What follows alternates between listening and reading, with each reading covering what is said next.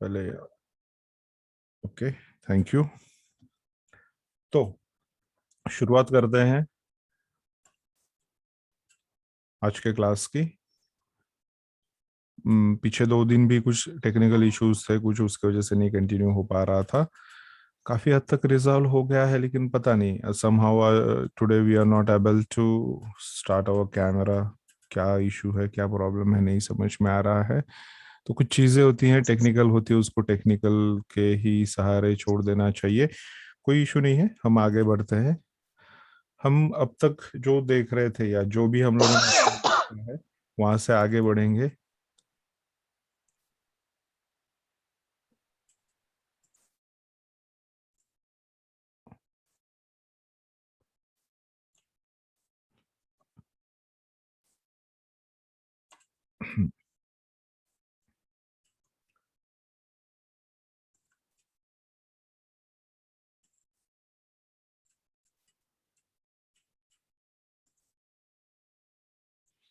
हाँ, मेरी आवाज आ रही है ना आप लोगों को? ये कैमरा चालू हो इसकी कोशिश करेंगे। आवाज आ रही है sir, clear. Okay, thank you so much Abhyankar ji. So हम परसों हमने देखा था 16 को, 16 तारीख तक हमने देखा था किस तरह से ये बॉडी ऑर्गन्स सारे के सारे हमने लोकेट किए थे हाथ पे। ठीक है, या कैसे हाथ पे उनको लोकेट किया जाएगा। आज हम उसको ड्रॉ करके देखेंगे, पर्टिकुलर लोकेशंस देखेंगे किसके कहाँ पे कैसे किस तरह से है। वहां पे पहुंचने के पहले फिर से यहाँ पे हम एक बार सारे जो हमने यहाँ पे जो भी माप लिए थे, हमने जो भी हमने इसके डिविजन्स किए थे, जो भी रीजनल डिविजन्स किए थे और जिनके मदद से हम ट्रीटमेंट कर पाए थे या ट्रीटमेंट के लोकेशंस देख पाए थे, वो सारी चीजें एक बार थोड़ा सा रिपीट करते हुए चलेंगे, थोड़ा सा रिपीटेशंस करते हुए यहाँ पे उन सारी चीजों का आगे बढ़ेंगे। ये करते समय सबसे पहले हम देखेंगे जो चेहरे का हमने डिवीजन किया था, ऊपर से शुरू करते हुए नीचे की तरफ आएंगे। तो जिन लोगों का कुछ रह गया होगा तो वो भी कंप्लीट हो जाएगा। ठीक है, so we will start from here. चेहरे से शुरुआत करेंगे हम।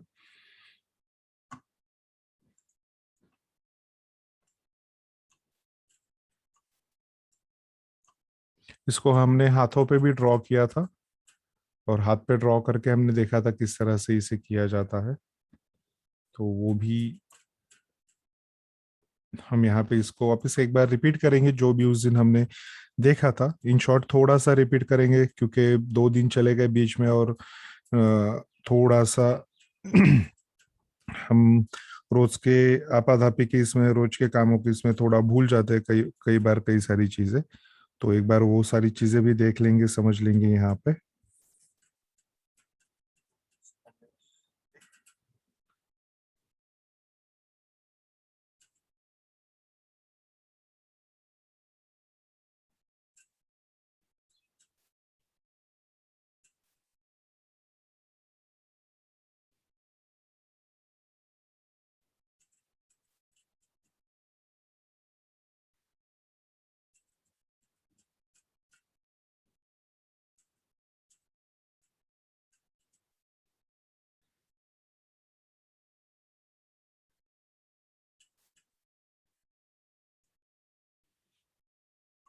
ठीक है, तो चेहरे के हिस्से करते समय पे सबसे पहले हमने देखा था, हमने अपने चेहरे पे इसका कैलकुलेशन किया था कि किस तरह से 12 उंगलियों में पूरा चेहरा हमारा कवर हो जाता है, किस तरह से ओनली 12 फिंगर्स की मदद से आप आसानी से अपने पूरे चेहरे को यहाँ पे ढक लेते हैं।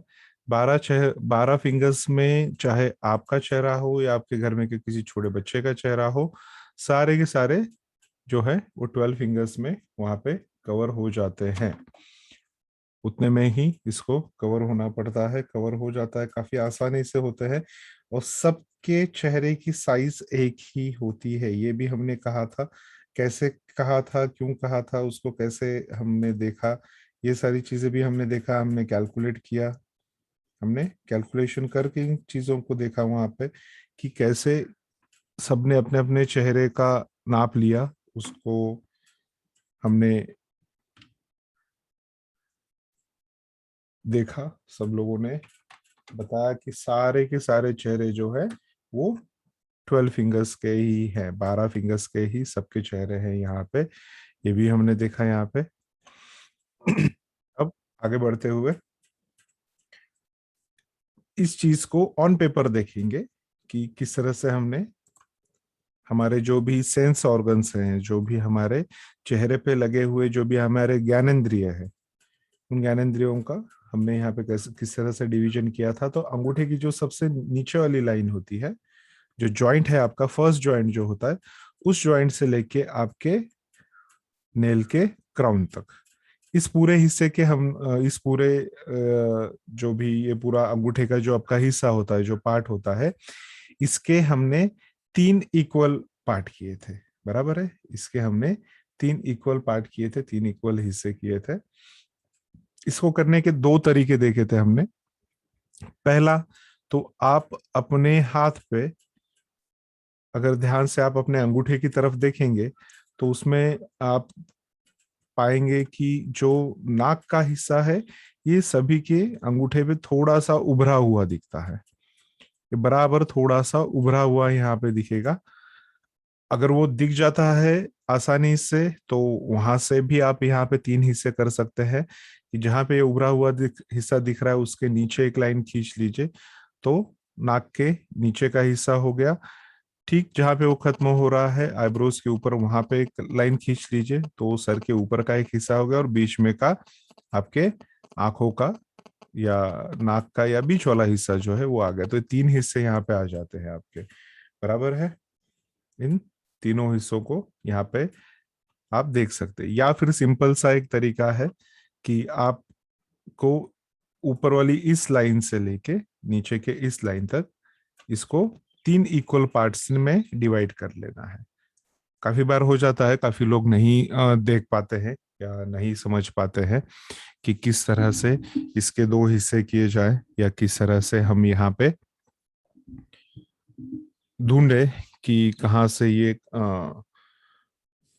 हम नाक का जो उभरा हुआ हिस्सा कह रहे हैं। देखिए, जिस तरह से आपके चेहरे पे आपके नाक का पोर्शन उभरा हुआ होता है पूरे चेहरे के मुकाबले में, ठीक उसी तरह से यहाँ पे भी अंगूठे पे भी नाक का जो पोर्शन होता है वो उभरा हुआ होता है। तो अब इसको थोड़ा सा अंगूठे को अपना थोड़ा सा टेढ़ा करेंगे, थोड़ा सीधा करेंगे, थोड़ा सामने से देखेंगे तो ये चीज वहां पे आपको दिख जाएगी। ठीक है।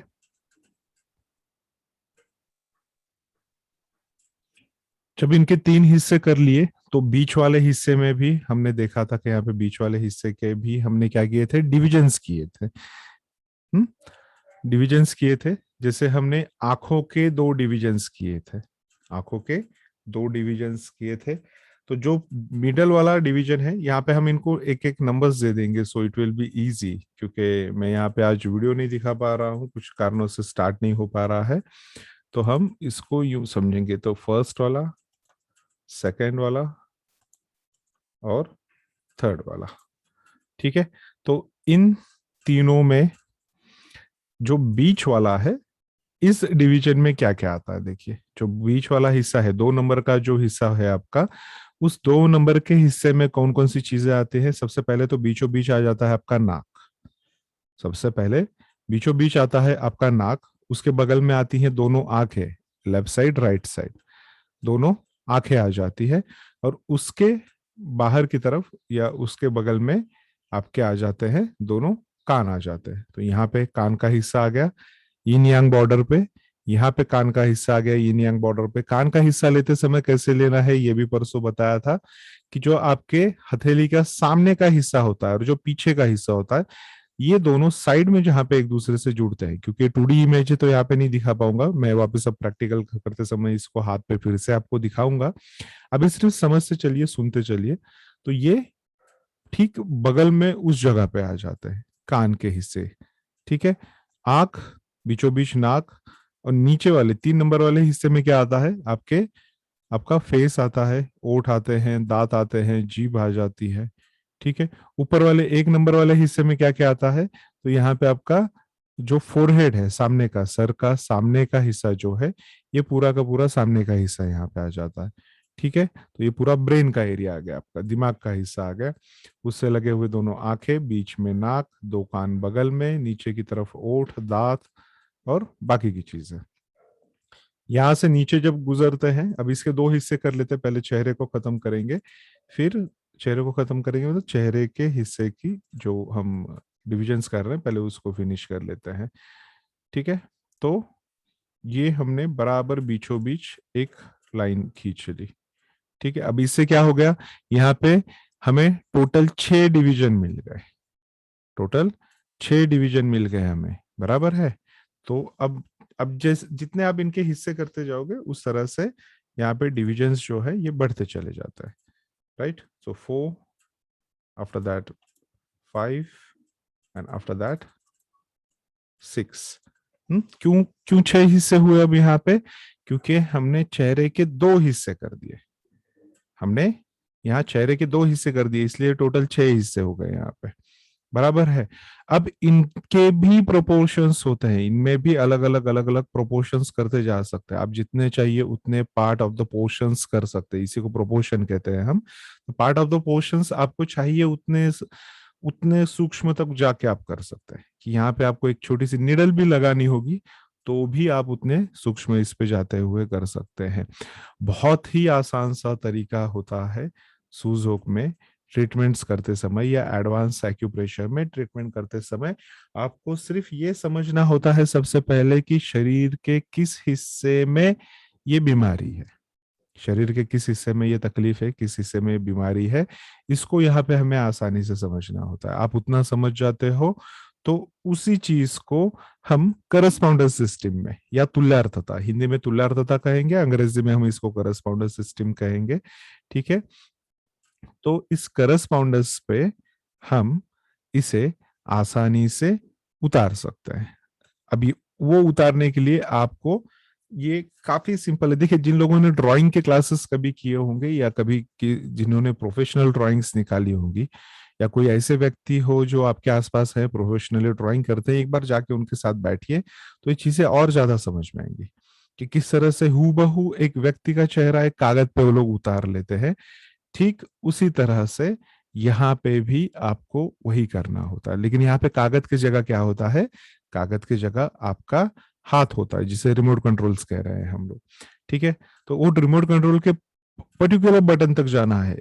एक उंगली पे आपके कितने पॉइंट्स हो सकते हैं आप सोच भी नहीं सकते। There are so many different different pathies, बहुत सारी अलग अलग पैथीज है, हर एक के अपने अपने रूल्स रेगुलेशंस है, प्रिंसिपल्स है, और हर एक अलग अलग रूल्स रेगुलेशन प्रिंसिपल्स के मदद से यहाँ पे हम इसको देखते हैं, करते हैं। तो बहुत सारे पॉइंट्स होते हैं यहाँ पे। बहुत ही सामान्य सा और सिंपल सा तरीका यहाँ पे इसका ये होता है कि आपको सिर्फ रीजन वाइज देखना है, कौन सा कब कहाँ पे आ रहा है। ठीक है, तो अब जो 2 नंबर या 5 नंबर का हमारा रीजन है, वहां पे एक चीज देखिए, कौन कौन सी चीजें यहाँ पे ध्यान में रखनी है आपको, सिर्फ इनको नोटिस करते चलिए, इनको ध्यान में रखते चलिए और देखिए कितनी आसान होती है सारी चीजें। ठीक है, सो द मोस्ट इम्पोर्टेंटली पहले अब यहाँ पे हम इसके 2 हिस्से कर लेते हैं। ठीक है, तो 2 नंबर या 5 नंबर जो भी आप कहोगे, डिवीजन के बाद 2 और 5, डिवीजन के पहले 2 नंबर था ये। तो अब इसमें क्या करेंगे, हम हॉरिजॉन्टली इसमें इक्वली और एक पार्ट कर देंगे।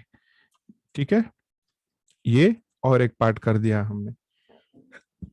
अब हमें इसका और एक छोटा सा ट्रीटमेंट करना है, या और एक छोटा सा इसमें मुझे एक इसमें और एक छोटा सा सेगमेंट करना चाहता हूँ, और एक छोटा सा प्रोपोर्शन करना चाहता हूँ, और एक थोड़ा छोटा सा और एक रीजन डालना चाहता हूँ उसमें। तो अब मैं इसको क्या करूंगा, मैं इसको वर्टिकली भी 2 हिस्से कर दूंगा। वर्टिकली कहाँ से कहाँ तक होंगे, नोज से लेके ईयर तक, कान तक। अब ये 2D इमेज है तो इसमें नहीं पता चलेगा, क्योंकि आप चेहरे पे जब देखेंगे, आपके नाक से लेके आपके कान तक चेहरे का एक पर्टिकुलर कर्व होता है। उस कर्व को यहाँ पे समझते हुए कैलकुलेट करेंगे। तो मैं इसे यूं ये कर देता हूं। अब आपको लगेगा ये तो इक्वली हुआ नहीं, यहाँ का बड़ा लग रहा है, यहाँ का छोटा लग रहा है। ये जो छोटा वाला हिस्सा है ना, this is included with curve. तो ये कर्व के साथ है, खड़ा है, तो थोड़ा सा बड़ा या छोटा लग सकता है। ठीक है, ठीक इसी तरह से यहाँ पे भी हम करेंगे एक इसको हम जब अंगूठे पे देखेंगे तो ये क्लियर हो जाएगा आप लोगों के लिए। मुझे लगता है परसों ही हो चुका होगा, और काफी लोग काफी बार इस क्लास में हमारे आ चुके हैं, बैठ चुके हैं, कर चुके हैं, तो उनके लिए भी ये काफी आसान होगा समझना। जो लोग नए हैं उनको चिंता करने की जरूरत नहीं है, अभी हम आगे बढ़ेंगे तो इसको और आसानी से यहाँ पे क्लियर करते हुए चलेंगे। ठीक है, तो यहाँ पे दो डिवीजन कर लिए हमने। अब इससे ज्यादा जूम मैं नहीं कर सकता हूँ, बट आप लोग जूम कर सकते हैं। जो भी मोबाइल्स पे देख रहे हैं डेफिनेटली वो लोग इसको और जूम इन कर सकते हैं।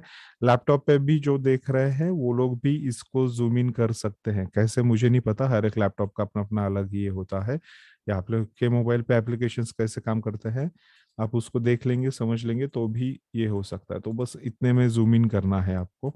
तो जब यहाँ पे जूम इन कर रहे हो तो यहाँ पे दिखेगा आपको कि बराबर यहाँ पे बीचों बीच इस स्क्वायर के, ये जो पहला स्क्वायर आया बाहर की तरफ, ये आ गया मेरा राइट आई। ये राइट आई क्यों है? क्योंकि ये मेरा लेफ्ट हैंड है। हम कहाँ पे देख रहे हैं इसको?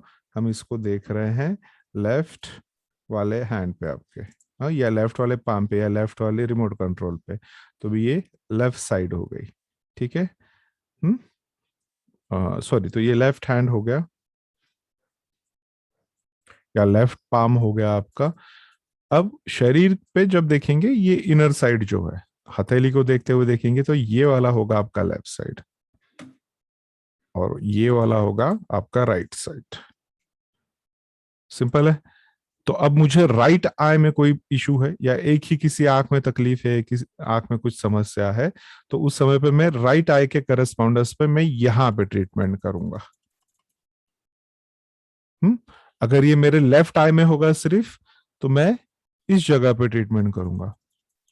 शुरुआती इसमें काफी लोग थोड़ा हिचकिचाहट रखते हैं, थोड़ा सा डरते हुए इन सारी चीजों को करते हैं। तो वैसा नहीं करना है, काफी सिंपल ये होता है। देखिए, आपको भी सीखना है, और आप जिसको ट्रीटमेंट कर रहे हो, आप चाहते हो वो ट्रीटमेंट आसानी से हो, अच्छे से हो।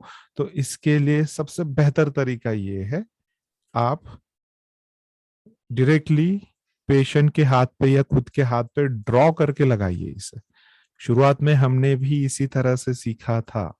हम बुक्स में से देख देख के ड्रॉ करते थे, इतना कोई बताने वाला भी नहीं था। तो इसलिए सबसे रिक्वेस्ट है, you can go through that. Directly आप अपने हाथ पे ड्रॉ कर लीजिए, आप पेशेंट के हाथ पे ड्रॉ कर लीजिए, कोई प्रॉब्लम नहीं है। बराबर है। क्यों? क्योंकि गलत नहीं होना चाहिए। पेशेंट को भी सेटिस्फेक्शन होगा, जिसको आप लगा रहे हो ना, उसको भी सेटिस्फेक्शन होगा कि भाई आप कुछ पढ़ लिख के कुछ वहां पे मेजरमेंट्स करते हुए उन चीजों को कर रहे हो। This is just like a inner engineering. ये ह्यूमन इंजीनियरिंग है, ये ह्यूमन ये है, and we all are social engineers. बराबर है। जो भी यहाँ पे इन चीजों को हमारी तरह कर रहे हैं, वो चीजें, ये क्या है? ये सोशल इंजीनियरिंग है आपकी। तो इंजीनियरिंग आ गई तो नापना, काटना, खटाना, छाटना, ये सारी चीजें आ गई उसमें। तो डायरेक्टली इसको हाथ पे ड्रॉ करके कीजिए। कब तक करेंगे? जब तक आप उस चीज को अच्छे से दिमाग में नहीं समझ लेते हैं कि प्रोपोर्शंस कैसे हैं। ठीक है। हम आज भी पेशेंट्स को जब ट्रीटमेंट करते हैं, तो आज भी हम वहां पे ये लाइंस ड्रॉ करते हैं। हाँ, इतना है कि हम पेन हाथ में लेके नहीं ड्रॉ करते हैं, लेकिन हाथ में जब आपके जिमी होता है, या कोई इंस्ट्रूमेंट होता है, या कुछ भी नहीं होता है, तो आप आंखों से वहां पे उनके प्रोपोर्शंस करते हो कि यहाँ से हाफ इसका इतना, इसका इतना करना है, तो वो ज्यादा आसानी से होता है। ओके। तो ये हो गया, दोनों आंखें होगी। बीचों बीच यहाँ पे हम देख चुके हैं, यहाँ पे क्या है? आपका नाक का हिस्सा है। बीच में क्या है?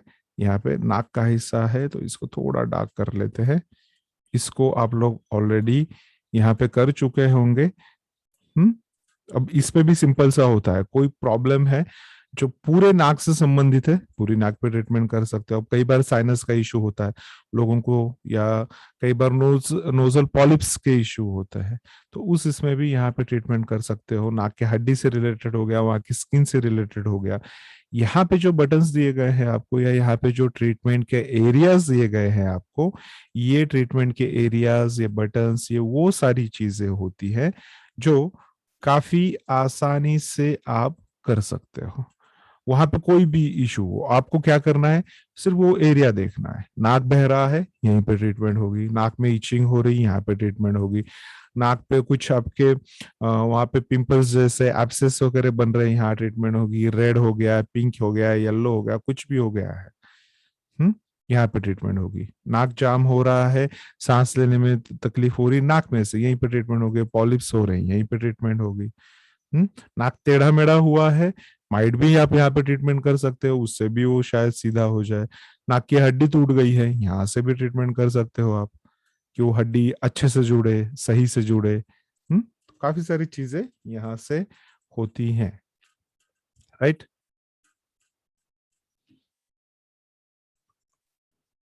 उसके बाद में ठीक उसी तरह से आंखों के करस्पॉन्डेंस देख ले। अब नाक के ही इक्वल हिस्से में यहाँ पे बगल में कान होते हैं।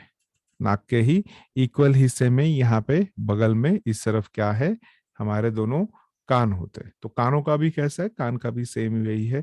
तो अब कान की भी कोई भी समस्या हो, फंक्शनल हो, स्ट्रक्चरल हो, कोई भी समस्या हो जो कान से संबंधित है, उसकी ट्रीटमेंट कहाँ होगी, उसकी ट्रीटमेंट इस लोकेशन पे होगी। ये लोकेशन कहाँ पे आता है, आपके हाथ के यिन यांग बॉर्डर पे आता है। मैं दिखाऊंगा अभी आपको कैसे वहां पे की जाएगी ट्रीटमेंट, ठीक है। उसके बाद में नीचे आते हुए हमने क्या देखा, नीचे आते हुए हमने देखा कि यहाँ पे लिप्स देख लिया आपने। कहाँ पे आते हैं लिप्स, बराबर दोनों के बीचों बीच वाले हिस्से में आएंगे, दोनों के बराबर बीचों बीच वाले हिस्से में यहाँ पे आएंगे, आपके लिप्स का एरिया आएगा, ठीक है। ये जो 3 पिंक डॉट दिख रहे हैं, ये आ गया आपका लिप्स का एरिया। अब ओठों के पीछे ही क्या होते हैं, दांत होते हैं आपके, तो यहीं पे आप दांतों की भी ट्रीटमेंट करते हैं। यही वो हिस्सा होता है जहां पे हम दांत की भी ट्रीटमेंट करते हैं, बराबर है। इसकी भी हमने देखी थी उस दिन, मैंने ड्रॉ करके आपको स्पेसिफिकली दिखाया था कि किस तरह से आप यहाँ पे दांतों की ट्रीटमेंट कर सकते हैं। तो कहाँ से स्टार्ट होता है, ये जो ऊपर से हाफ लिया था हमने, हम ठीक उसके नीचे से शुरुआत करते हैं यहाँ तक। तो ये क्या होगा, इतने इसमें आप दांतों की ट्रीटमेंट कर सकते हैं। देखिए राइट और लेफ्ट ऑलरेडी हमने यहाँ पे करके रखा हुआ है। तो यहाँ पे आ गए लेफ्ट साइड के दांत, यहाँ पे आ गए राइट साइड के दांत। एक लाइन जो आपने खींच दी है, इसकी वजह से और डिविजन्स क्या हो गए यहाँ पे, अपर तीथ, लोअर तीथ, ऊपर के दांत, नीचे के दांत, बराबर है। तो 4 हिस्से हो गए यहाँ पे, दांतों के लिए भी यहाँ पे 4 हिस्से हो गए, ऊपर के, नीचे के, ऊपर के लेफ्ट, ऊपर के राइट, नीचे के लेफ्ट, नीचे के राइट, ऐसे 4 हिस्से टोटल हो गए। हर एक हिस्से में 8 दांत आते हैं।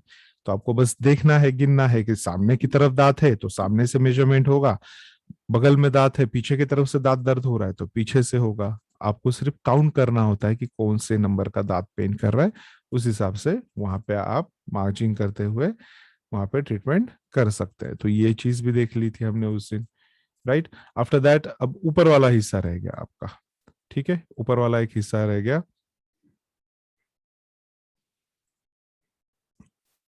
नयना अग्रवाल जी, स्क्रीन शो नहीं हो रही है आपको, थोड़ा सा लेफ्ट राइट कीजिए आपकी आपके स्क्रीन को। आप अगर मोबाइल से देख रहे हैं तो उसको एक बार लेफ्ट या राइट कहीं तो स्क्रॉल कीजिए, आपको स्क्रीन दिख जाएगी, ठीक है। सो अब ये ऊपर वाला हिस्सा आ गया सर का। अब यहाँ पे क्या करते हैं, यहाँ पे भी सेम चीज होती है। यहाँ पे समझिए बीचों बीच, सर के बीचों बीच दर्द हो रहा है या कोई भी समस्या है, ट्रीटमेंट कहाँ पे होगी, इस लोकेशन पे होगी, राइट। अगर इससे राइट साइड में सर दर्द कर रहा है तो मैं राइट साइड में जाऊंगा, इससे लेफ्ट साइड में दर्द कर रहा है मैं लेफ्ट साइड में जाऊंगा। किसी किसी का ना लेफ्ट में दिखेगा, ना राइट में दिखेगा, ना बीच में दर्द होगा, इनका कहाँ दर्द होगा, टॉप हेड पे होगा। तो यहाँ पे ये करेंगे, ट्रीटमेंट करेंगे। तो आपको सिर्फ एरिया देखना है, लोकेशन देखना है, सेंटर लाइन में लेफ्ट में है, राइट में है, उस हिसाब से ट्रीटमेंट करते हैं। जब कोई प्रॉब्लम स्पेसिफिक होता है, लेफ्ट या राइट में होता है, तो हम उसमें क्या करते हैं, फिर हम उस हिसाब से लेफ्ट हैंड या राइट हैंड चूज करते हैं कि ट्रीटमेंट कहाँ होगी, लेफ्ट पे होगी या राइट पे होगी। 99% ट्रीटमेंट्स लेफ्ट हैंड पे होती हैं। रीजन है क्योंकि आसान होता है, खुद का खुद कर रहे हो तो डेफिनेटली आप लेफ्ट पे ही करते हो जब तक आप लेफ्टी नहीं हो।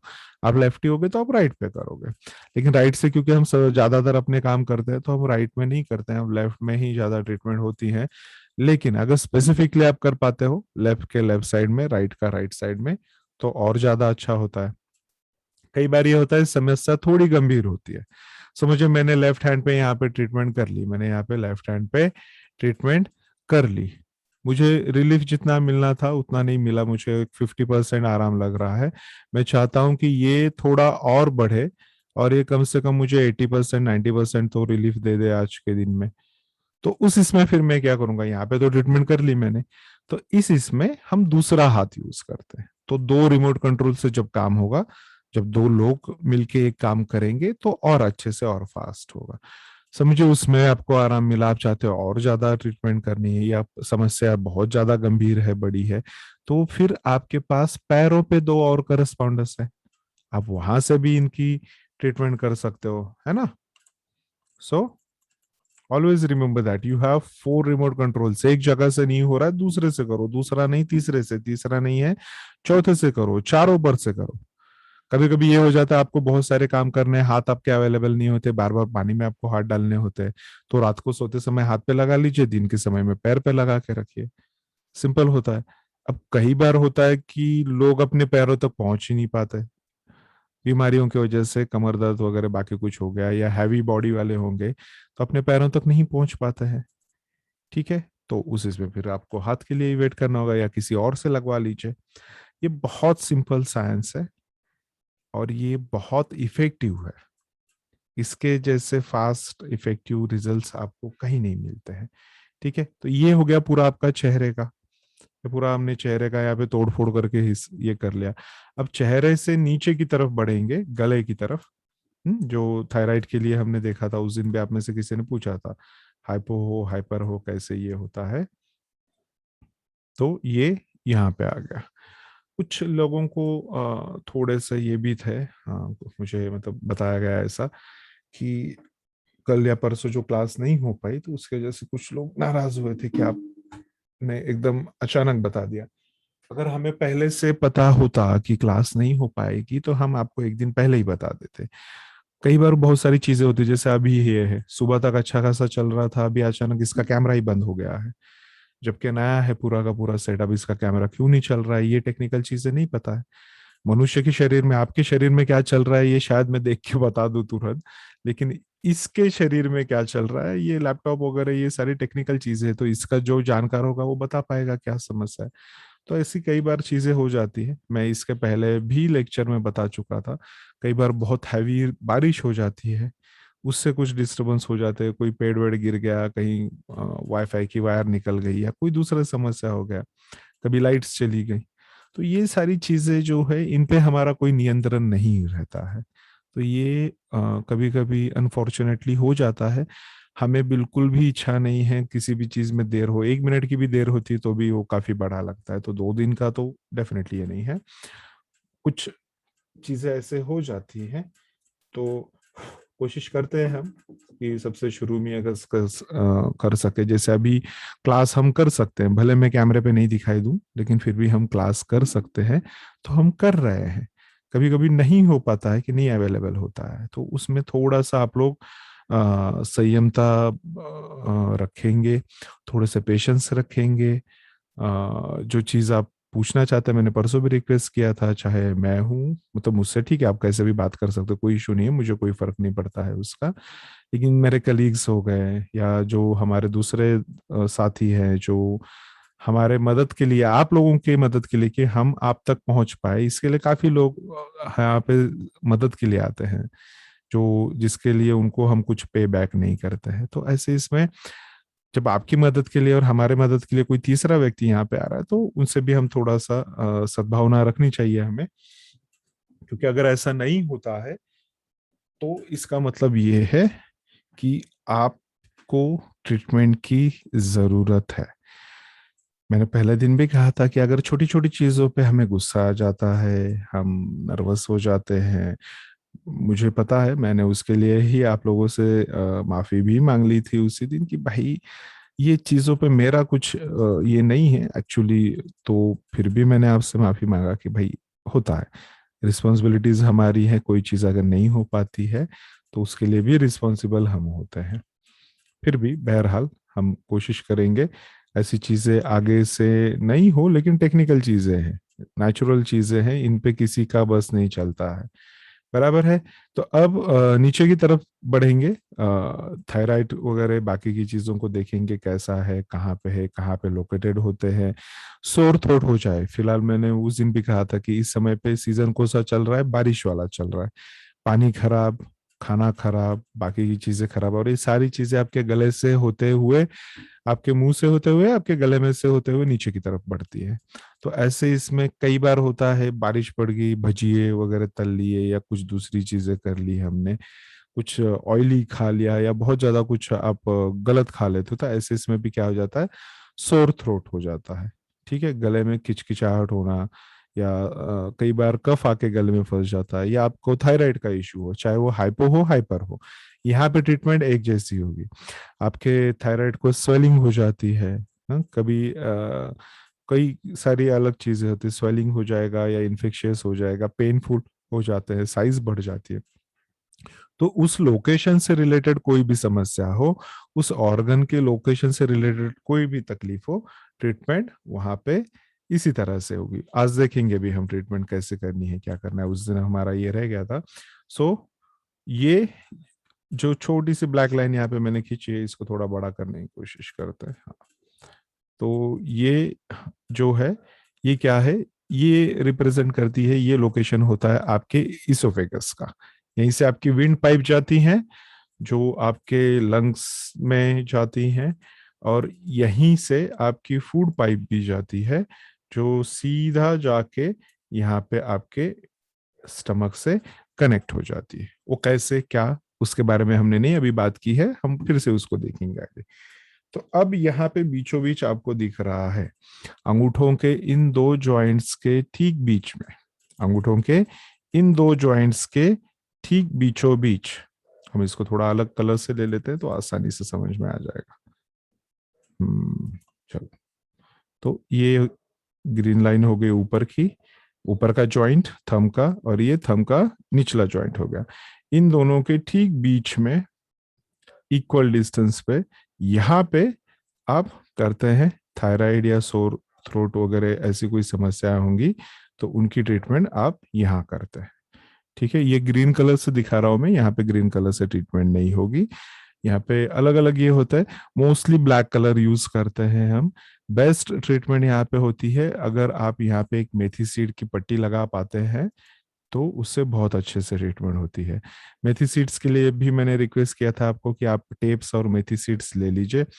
बहुत सारे लोगों ने आप में से प्रैक्टिकल्स करके, जिन्होंने 40 डेज का जो फाउंडेशन के ग्रुप में है, उन लोगों ने ग्रुप में डाले थे, कुछ लोगों ने इंडिविजुअल भेजे थे।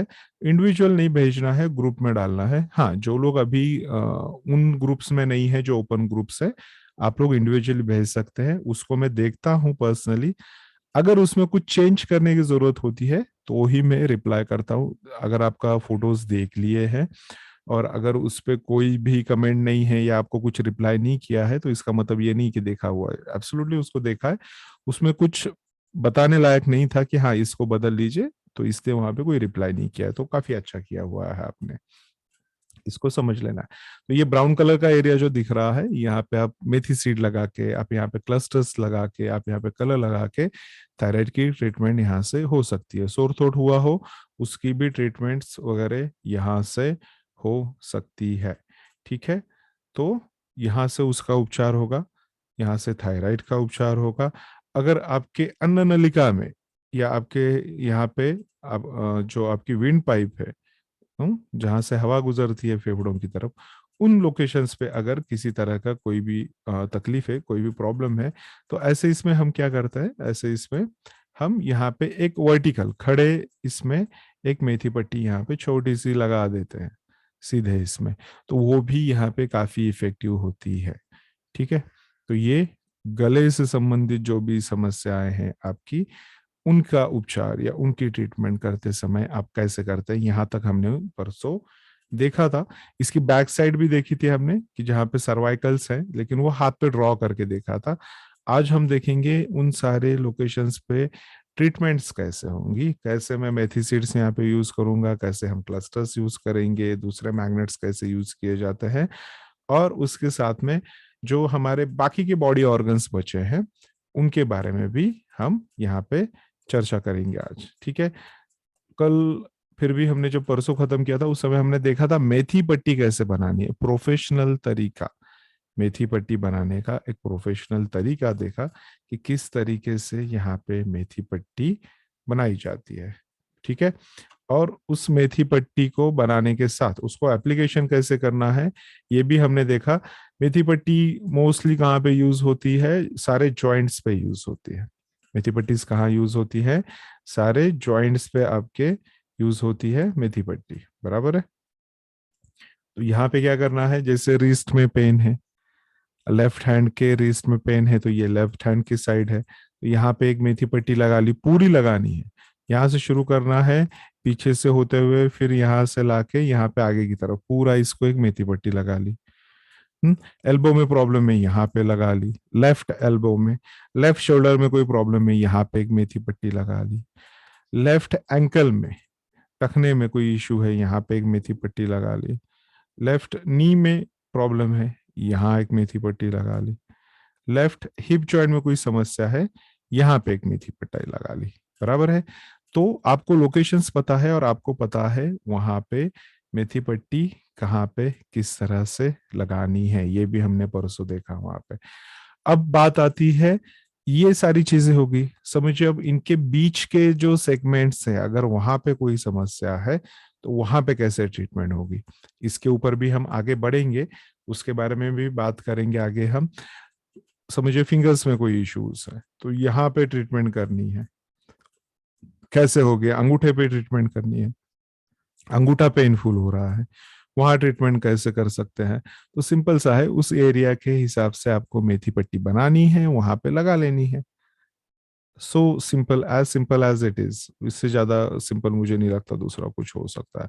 समझिए किसी के दोनों घुटनों में दर्द है, क्या करेंगे आप, किसी के दोनों घुटनों में दर्द है तो दोनों घुटनों का करस्पॉन्डेंस यहाँ पे, लेफ्ट लेफ्ट हैंड पे लेफ्ट नी, लेफ्ट हैंड पे राइट नी, दो मेथी पट्टी लगा दी है अपने, घुटनों की ट्रीटमेंट हो गई यहाँ पे, बराबर है। तो ये सारी चीजें इसी तरह से होती है। मेथी पट्टी देखी है, बस जॉइंट्स देखने हैं, लगा लेने हैं। अब मेथी पट्टी क्या सिर्फ जॉइंट्स पे लगती है क्या, नहीं, दो जॉइंट्स के बीच में भी मेथी पट्टी लगती है। समझिए किसी के काप्स में प्रॉब्लम है, हाँ, किसी के घुटने से नीचे की तरफ का पैर में दर्द हो रहा है, तो उस इसमें क्या करेंगे, फिर आप यहाँ पे मेथी पट्टी लगाएंगे घुटने से नीचे की तरफ। ये चित्र उल्टा है इसलिए आपको ये थोड़ा असमंजस लग रहा होगा या वैसा दिख रहा होगा। हम इसको देखते हैं, कोई सीधा वाला चित्र है क्या हमारे पास। देखिए यहाँ पे है, राइट। तो अगर यहाँ पे काप्स में कोई इशू है, अगर मुझे काप्स में यहाँ पे पेन हो रहे हैं, काप्स में इशू है, या थाइस में पेन है, ये वाला एरिया है ना, ये इस जॉइंट पे आता है ना इस जॉइंट पे आता है, या काप्स में पेन है जो यहाँ भी नहीं आता यहाँ भी नहीं आता, तो इसकी ट्रीटमेंट्स कहाँ पे होंगी,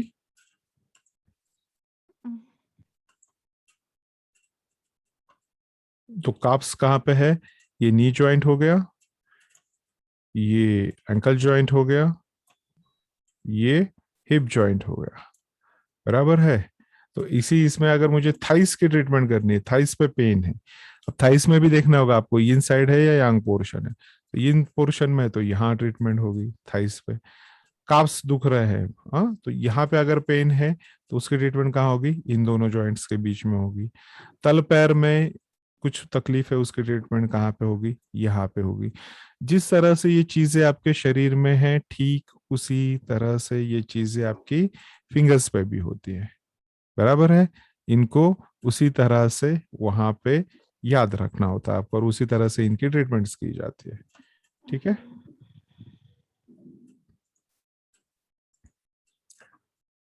काफी सारे हैंड रेज हो रहे हैं, मैं पहले भी बता चुका हूँ। आप लोग जो भी आपके क्वेश्चंस होंगे उसको नोट डाउन करके रख लीजिए। माइक चालू है आप में से किसी का, गीता मौर्य जी आपका माइक चालू है, प्लीज बंद कर लीजिए, पीछे से टीवी का आवाज आ रहा है बहुत ज्यादा। So whatever your questions are, please note it down, उसको लिख के रख लीजिए। क्लास खत्म होने के बाद हम लोग वहां पे आपको समय बिल्कुल देते हैं, आधे घंटे का समय होता है, आप आपके सारे क्वेश्चंस पूछ सकते हैं, क्योंकि मोस्टली अभी जो क्वेश्चंस आपके दिल में उठ रहे हैं क्लास खत्म होने के पहले पहले वो सारे आंसर हो चुके होते हैं। अगर नहीं भी कुछ आंसर होते हैं, आप उसको लिख के रखिए, उसके बारे में भी जवाब आपको वहां पे मिल जाएगा। ठीक है, चलिए। क्योंकि हम सवाल लेना शुरू कर देंगे तो फिर हम पढ़ नहीं पाएंगे, फिर वो पढ़ाई रह जाएगी हमारी साइड में, और हम सिर्फ यहाँ पे सवालों के जवाब देते बैठेंगे। तो ये हो गया सामने का हिस्सा। पीछे का हिस्से का एक देखते हैं, कोई चित्र है क्या हमारे पास। हाँ देखिए यहाँ पे है जैसे। तो हाँ, उस दिन हमने शायद यही चित्र देखा था, तो ये ज्यादा आसान पड़ता है समझना। ओके, अंगूठे के सामने का हिस्सा देख लिया, गले का हिस्सा देख लिया, बाकी सारी चीजें देख ली। ठीक उसी तरह से अब पीछे का हिस्सा, सर का पीछे का हिस्सा कैसे है, कहाँ पे है, उसको देखेंगे फिर से यहाँ पे। तो अभी कर लेना सफाई, कर लेना, लाइट आने पूछता। गार्गी अग्रवाल जी, माइक चालू है आपका।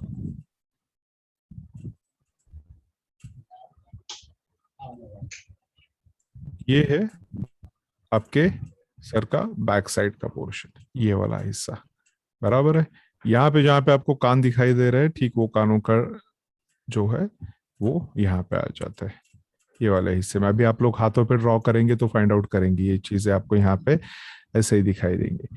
ठीक है, उसके बाद में यहां से आपका सर्वाइकल स्टार्ट होता है, इस जगह से थोड़ा सा ऊपर की तरफ होता है, तो यहाँ से आपका सर्वाइकल शुरू होता है, जो यहाँ पे इस जॉइंट से शुरुआत होती है सर्वाइकल की। कहाँ तक होता है, ये यहाँ तक होता है, शोल्डर, जो शोल्डर लाइन से आपकी वहां तक ये आपका पूरा सर्वाइकल होता है। कितने वर्टिब्रास होते हैं यहाँ पे, 7 वर्टिब्रास होते हैं, 7 वर्टिब्रास ऑफ सर्वाइकल। कुछ लोगों को अगर अंग्रेजी ये मुश्किल लग रही होगी, उसको उसी तरह से लिख लीजिए और बाद में इसको आराम से बैठ के गूगल कीजिएगा और समझ लीजिएगा। वर्टिब्रास को क्या कहते हैं, यहाँ पे हम बोन्स होते हैं जो एक के ऊपर एक रखे हुए थे। उसके लिए स्पाइन का आपको चित्र देखना होगा, तो उसको आसानी से आप समझ जाएंगे। आगे है मेरे पास, दिखाऊंगा मैं उसको। तो यहाँ पे ये होता है सर्वाइकल, ये होता है गर्दन का हिस्सा। अब गर्दन के हिस्से में जकड़न है, अकड़न है, स्टिफनेस है, यहाँ पे गर्दन मुड़ नहीं रही है, आगे नहीं झुक पा रही, बगल में नहीं झुक रही, या गर्दन मोड़ते ही शोल्डर्स में पेन आ रहा है, पीठ में पेन आ रहा है, गर्दन में पेन आ रहा है, नमनेस आ रहा है, हाथों में नमनेस आ रहे हैं, शोल्डर पेन्स आ रहे हैं। प्लीज माइक बंद कर लीजिए, किसी का तो माइक चालू है। गार्गी अग्रवाल जी, आपका माइक चालू है, मोबाइल का आवाज आ रहा है मुझको पीछे से। Thank you so much, God bless you. तो ये जो है, ये हिस्सा क्या है, ये सर्वाइकल का एरिया है। तो सर्वाइकल से संबंधित कोई भी समस्या है, हम्म, आपके किसी भी रिपोर्ट्स में वहां पे आता है कि सर्वाइकल से रिलेटेड ये प्रॉब्लम है, सर्वाइकल से रिलेटेड वो प्रॉब्लम है, या C1 C2 C3 C4 C5, ये क्या है, सर्वाइकल से सारे C7 तक। हम्म, तो यहाँ पे जब भी कुछ गड़बड़ी होती है, ट्रीटमेंट कहाँ पे होगी, इन्हीं लोकेशंस पे होते हैं, अंगूठे के पीछे के हिस्से में। अंगूठे के सामने का हिस्सा अगर गले का पोर्शन है, तो अंगूठे का पीछे का हिस्सा क्या होता है, आपके इसका स्टिफ नेक का ये पोर्शन हो जाता है। सामने की तरफ आपका थ्रोट वगैरह बाकी की चीजें आएगी, तो पीछे की तरफ आपका सर्वाइकल होता है, जो आपके सर को बैलेंस किए हुए रहता है वहां पे। ठीक है, तो ये तो हो गया जो अब तक आपने देखा था। अब देखिए यहाँ पे स्पेसिफिकली कौन सी चीज नोटिस करने लायक है, कि यहाँ पे हाथ का पोजीशन कैसा है। फिंगर्स बेंड है, हाथ का पोजीशन ऊपर की तरफ है, हाथ अंगूठा आपका ऊपर की तरफ है। तो ये क्यों है ऐसे, ये ऐसे क्यों है, क्योंकि डायफ्राम से ऊपर के ऑर्गन्स की ट्रीटमेंट कर रहे हो आप। ठीक है, आगे कुछ और चित्र देखेंगे, उसमें और क्लियर हो जाएगा। देखिए जैसे अब ये क्या क्या है, फेफड़ों की ट्रीटमेंट है, यहाँ पे लंग्स की ट्रीटमेंट दी हुई, फेफड़ों के रोग, लंग्स डिजीजेस। अब कौन से हैं, जो कोई भी हो, जिस किसी बीमारी में लंग्स इन्वॉल्व होते हैं, वो सारी की सारी बीमारियां, सर्दी खांसी, आपका टीबी तक, आपका लंग्स कैंसर तक, हर एक चीज का, इवन आपका कोरोना वगैरह बाकी की चीजें जो है, निमोनिया वगैरह जिसको कहते हैं, वो सारी चीजें भी यहाँ पे काफी आसानी के साथ ट्रीट की जाती है। ठीक है, देखिए अब ये कहाँ पे है, डायफ्राम से ऊपर की तरफ है। कहाँ पे है, डायफ्राम लाइन से ऊपर की तरफ है ये लंग्स आपके। तो ठीक उनका करस्पॉन्डेंस कहाँ पे होता है, इसके उपचार कहाँ पे होंगे, वो भी आपके ये इस इनर डायफ्राम लाइन से ऊपर की तरफ। हाथ की पोजीशन क्या है, अभी यहाँ पे मैं क्या दिखाना चाहता हूं आपको, लंग्स की पोजीशन शरीर में देख ली हमने, डायफ्राम से ऊपर है। हाथों पे देख लिया, डायफ्राम से ऊपर है। तो जब भी डायफ्राम से ऊपर की किसी चीज को हम ट्रीट कर रहे हैं, हाथों की पोजीशन कैसे होगी, हाथों की पोजीशन यूं होगी। हाथ की पोजीशन नीचे से ऊपर की तरफ होगी, राइट, फिंगर्स ऊपर की तरफ होंगे, तब हम डायफ्राम के ऊपर के ऑर्गन्स के लोकेशन प्रॉपरली कर पाएंगे। ठीक है, तो ये हो गया, कुछ एग्जांपल्स दिखाऊंगा अभी आपको मैं। तो ये हो गया आपका हार्ट का हो गया, सॉरी ये लंग्स का हो गया। हार्ट के इसमें भी हाथ की पोजीशन ठीक वही है, ऊपर की तरफ, क्योंकि हार्ट भी यहाँ पे डायफ्राम से ऊपर है आपका। हार्ट भी कैसा है यहाँ पे, डायफ्राम से ऊपर की तरफ है। तो डायफ्राम से ऊपर की तरफ है, तो यहाँ पे भी ट्रीटमेंट करते समय, ट्रीटमेंट होते समय किस तरह से होगी, ठीक इसी तरह से होगी, डायफ्राम से ऊपर की तरफ ही होगा। बराबर है, यहाँ पे भी जो ट्रीटमेंट होगी वो भी डायफ्राम से ऊपर की तरफ होती हुई होगी। ठीक इसी तरह से और आगे बढ़ते हुए सर का, सर की ट्रीटमेंट है वहीं होगी, गले की ट्रीटमेंट्स हैं वहीं पे होंगी। उसके बाद में ब्रेसेस की ट्रीटमेंट करनी है, ब्रेस्ट ट्रीटमेंट करनी है, कोई भी इशू हो, ठीक है। तो जिसे दुग्ध ग्रंथियां कहते हैं हम, अगर वहां से रिलेटेड भी कोई भी आपका मसल्स या उससे रिलेटेड कोई इश्यूज है, वहां पे नोट्स बन रहे हैं, वहां पे कोई दूसरा समस्या हो रही है, पेनफुल है, कई बार होता है ब्रेसेस में काफी ज्यादा पेन होते हैं, तो वो हो गया। या जो माएँ बच्चों को दूध पिलाती हैं, तो उस इसमें कई बार होता है कि दूध कम बन रहा है, या वहां पे कई बार दूध की गांठें बन जाती है बराबर से फीडिंग नहीं हो पाने की वजह से। तो इन दोज ऑल केसेस आप यहाँ पे ट्रीटमेंट कर सकते हैं। This is a very beautiful treatment locations, यहाँ पे आसानी से ट्रीटमेंट कर सकते हैं इन लोकेशंस में। ठीक है, इसमें भी देखिए हाथ की पोजीशन कैसी है, ऊपर की तरफ है, क्योंकि ब्रेस्ट कहाँ आते हैं, ये आपका चेस्ट का एरिया कहाँ पे आता है, ये आता है डायफ्राम से ऊपर की तरफ। हम्म ये आ गया थायराइड वाला आपका, गले का सोर थ्रोट वाला, हाँ, कंठनलिका एवं स्वर यंत्र के रोगों के लिए, तो ये आपके लैरिंक्स हो गए, उसके लिए हो गया, वोकल कॉर्ड के लिए हो गया। उसमें भी कहाँ पे होगी, ठीक यहीं पे बीच में ही ट्रीटमेंट होगी। क्यों यहाँ पे बीच में ही ट्रीटमेंट होगी, क्योंकि सारी चीजें यहीं से होके आगे जानी है, दैट्स वाई सारी ट्रीटमेंट आपकी यहीं से होगी। बराबर है।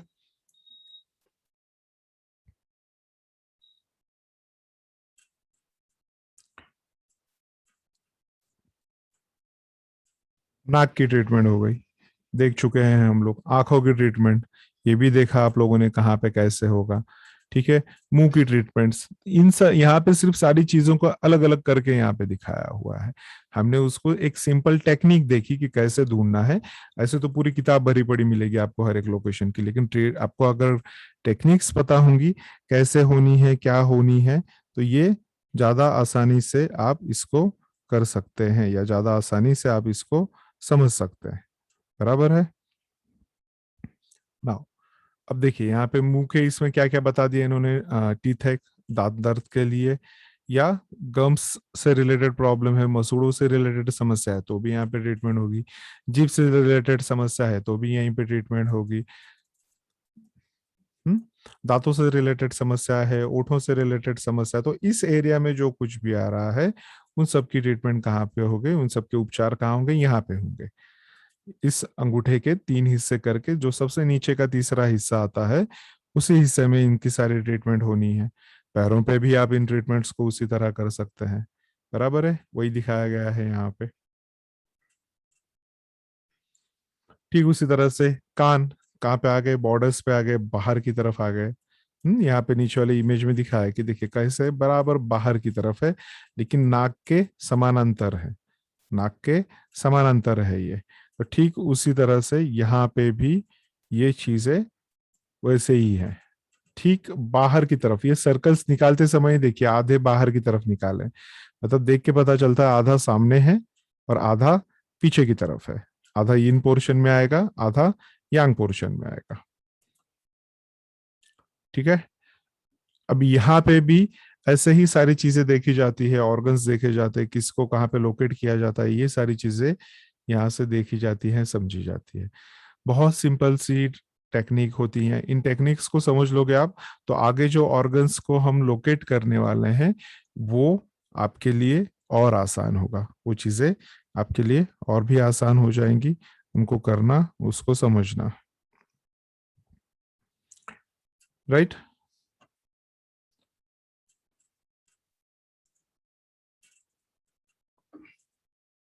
देखिए जैसे कि अभी आपने देखा कि गले का हिस्सा कहाँ था। हाँ, इसको with the help of arrows हम देखेंगे, एरोज के मदद से यहाँ पे इनको थोड़ा समझने की कोशिश करता है। ठीक है। अब यहाँ पे जूम इन वगैरह मत कीजिएगा आप लोग, जो सामने है बस उसको देखते चलिए। तो जैसे गले की ट्रीटमेंट करनी है तो वो कहाँ पे होगी, इस लोकेशन पे होगी, क्योंकि ये कहाँ है, अंगूठे पे दोनों के बीच में आएगा, तो अंगूठे के जोड़ पे दोनों के बीच में। ठीक है। आपको कॉलोबोन पे कोई इशू है, दोनों कॉलोबोन्स के बीच में कुछ इश्यू है, यहाँ पे पेन है, खरारत है या कोई भी तकलीफ है, तो उसकी ट्रीटमेंट कहाँ होगी, यहाँ पे होगी। ठीक है। उसके बाद में समझिए आपको छाती के बीचों बीच दर्द है या यहाँ पे कोई भी मस्कुलर प्रॉब्लम है, बोन से रिलेटेड कोई इश्यूज है, सांस लेते समय तकलीफ हो रही है, तो ट्रीटमेंट कहाँ करेंगे। माइट भी आपको ये भी पता नहीं है कि इसका उपचार क्या है, या उसके नीचे कौन सा ऑर्गन आता है, हार्ट आता है, लंग्स आता है, लीवर आता है, क्या आता है, हमें पता नहीं है। हमें सिर्फ प्रोपोर्शन पता है कि ये हमारे डायफ्राम के ठीक ऊपर की तरफ है, आधे डिस्टेंस पे आता है, तो डायफ्राम के ठीक ऊपर की तरफ आधे डिस्टेंस पे, तो यहाँ पे ये आ गया, यहाँ पे ट्रीटमेंट कर सकते हैं। बराबर है। जो लोग चक्रास से ट्रीटमेंट करना चाहते हैं, so this is the location of your Anahata chakra, right. इसे हृदय चक्र कहते हैं, अनाहत चक्रा कहते हैं। जो जो लोग मुद्रास की प्रैक्टिस करते हैं, चक्रास पे प्रैक्टिस करते हैं, you can treat your chakras from here also. आपको सिर्फ लोकेशन पता होना चाहिए, शरीर में वो चक्रा कहाँ है, इजीली ट्रीटमेंट्स हो जाती है उसकी। ठीक है। आफ्टर दैट देखिए बराबर डायफ्राम लाइन पे यहाँ पे कुछ समस्या है, तो ये भी आ गया आपके डायफ्राम लाइन पे आ गया। बराबर है। तो लोकेशंस देखने हैं, शरीर में कहाँ पे आता है उसको देखना, और उस हिसाब से उसका डिवीजन किया जाना यहाँ पे जरूरी होता है। जैसे अब ये आ गया, जेनेटिकल ऑर्गन्स आ गए आपके, तो कहाँ पे आ गए, सबसे लोअर वाले में आते हैं। तो जेनेटिकल ऑर्गन्स कहाँ पे आ गए, दोनों पैरों के बीच में है, तो यहाँ पे भी ये एक पैर हो गया, ये एक पैर हो गया, दोनों के बीच में जेनेटिकल ऑर्गन्स आ गए। उससे थोड़ा सा ऊपर की तरफ जाते हैं जहाँ पे रिप्रोडक्टिव ऑर्गन्स हैं, तो रिप्रोडक्टिव ऑर्गन्स की ट्रीटमेंट कहाँ पे होगी, तो ठीक इससे थोड़ा सा ऊपर की तरफ यहाँ पे रिप्रोडक्टिव ऑर्गन्स आ गए आपके। ठीक है। बाकी की चीजें, या लोअर एब्डोमिनल एरिया जिसे कहते हैं, पेल्विक रीजन जिसे कहते हैं, वो वाला एरिया यहाँ पे आ गए। इसके बाद में नाभि, सोलर प्लेक्सस, नाभि का क्षेत्र आपका शरीर के ठीक बीचों बीच बैलेंस रहना बहुत जरूरी है। कभी किन्हीं कारणों से अगर यहाँ पे डिसबैलेंस हो जाता है तो उसको बैलेंस करना भी काफी आसान होता है। इसको भी हम आगे डिटेल में देखते ही हैं जब सीखते हैं। तो ये आ गया आपका नाभि का क्षेत्र, नाभि का एरिया आ गया। तो इसी तरह से ये सारे पॉइंट्स जो है या ये सारे लोकेशंस ढूंढे जाते हैं। ये सिंपल सी टेक्निक है इनके पीछे की। इस चीज को अगर आप समझ गए तो आप यू आर एक्सपर्ट, आप इसमें एक्सपर्ट हो गए। अदरवाइज हम ऐसे ही कुछ है हमारे इधर उधर के ज्ञानी लोग बैठे हुए, हम उनके पीछे पागलों की तरफ भागते रहेंगे, समझ ही नहीं पाएंगे कि कब कहाँ पे किस लोकेशन को कैसे ये करना है। ठीक है। मैं यहाँ पे किसी के अगेंस्ट में नहीं बैठा हूँ, लेकिन बहुत सारे लोग हैं जिनको लिटरली मतलब देख के दुख होता है कि पहले तो ये लोग कुछ सीखें और फिर आगे कुछ करें। खुद को कुछ भी ज्ञान नहीं है या कितना है ये तो गॉड नोज, लेकिन तरीके जिन तरीकों से बताया जाता है काफी गड़बड़ होते हैं। गिने चुने दो तीन चीजें हैं, इसके लिए मैं हमेशा कहता हूँ आपको आयुर्वेद के लिए आप फॉलो कर सकते हैं, आप जेपी अग्रवाल सर को फॉलो कीजिए। टीसीएम के लिए आप अर्चना दुबे मैम को फॉलो कर सकते हैं। और इधर उधर का थोड़ा थोड़ा थोड़ा थोड़ा सब कुछ चाहिए जो एक एक स्टूडेंट लेवल से स्टार्ट होती है वो सारी चीज़ें, तो उसके लिए मैं हमेशा प्रयास करता हूँ जितना ज़्यादा कर सके, बता सके, दे सके, उतना ज़्यादा से ज़्यादा देने की कोशिश होती है। ठीक है, अब ये भी आप बाहर कहीं पे भी सूजो के क्लासेस करने जाते हो, 7-8 हज़ार रुपये ले लिए जाते हैं सिर्फ स्टैंडर्ड करस्पॉन्डेंस सिखाने के। उसमें भी ये सारी चीजें इतनी डिटेल में होती हैं क्या मुझे नहीं पता, लेकिन जिन लोगों ने मेरे पास आके यहाँ पे सीखा है इस फ्री वाली क्लासेस में ही, सबके मेरे को यही फीडबैक से, सर इनसे सीखा उनसे सीखा, ये चीज नहीं सीखे।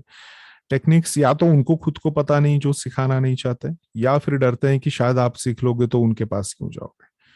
ठीक है ना, यहाँ पे हमें ज्ञान की कमी लग रही है ना हमें यहाँ पे देने की कमी लग रही है, तो काफी आसानी के साथ आप यहाँ देख सकते हैं, सीख सकते हैं, इसको कर सकते हैं। बराबर है। Stop the video, thank you so much. जैसे देखिए अभी यहाँ पे एक फीमेल बॉडी दिखाई हुई है, यहाँ पे अब इन करस्पॉन्डेंसेस को सबको कैसे देखेंगे, ये टेक्निक है। इस चीज को आपने समझ लिया तो आज दिन भर में मैं यहाँ पे जो कुछ भी बताने वाला हूँ वो सारी चीजें आप समझ जाओगे, या मैं जो नहीं भी बताऊंगा वो भी सारी चीजें आप यहाँ पे समझ जाओगे, सिर्फ इसको देख लो और समझ लो एक बार। ठीक है।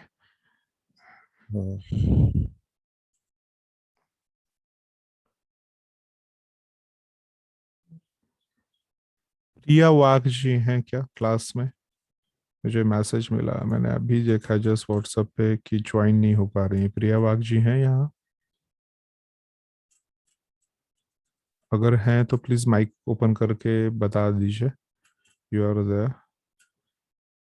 ये तो कुछ हैंड रेज्ड है, मैं फिर से आपके क्वेश्चंस दूंगा, मैं अभी के लिए इनको हटा देता हूँ। सारी चीज़ों के क्वेश्चंस आएंगे यहाँ पे, सबको सारी चीज़ें हम समझ लेंगे अच्छे से, सब कुछ यहाँ पे आएगा। ठीक है। और यहाँ पे एक नाम है XYZ। तो मैंने पहले दिन के क्लास में भी कहा था कि प्लीज़ अपने नाम वहाँ पे पूरे लिखिए, मोबाइल नंबर से या ऐसे कुछ होगा तो मुझे आपको क्लास में से बाहर करना पड़ेगा मजबूरन। सो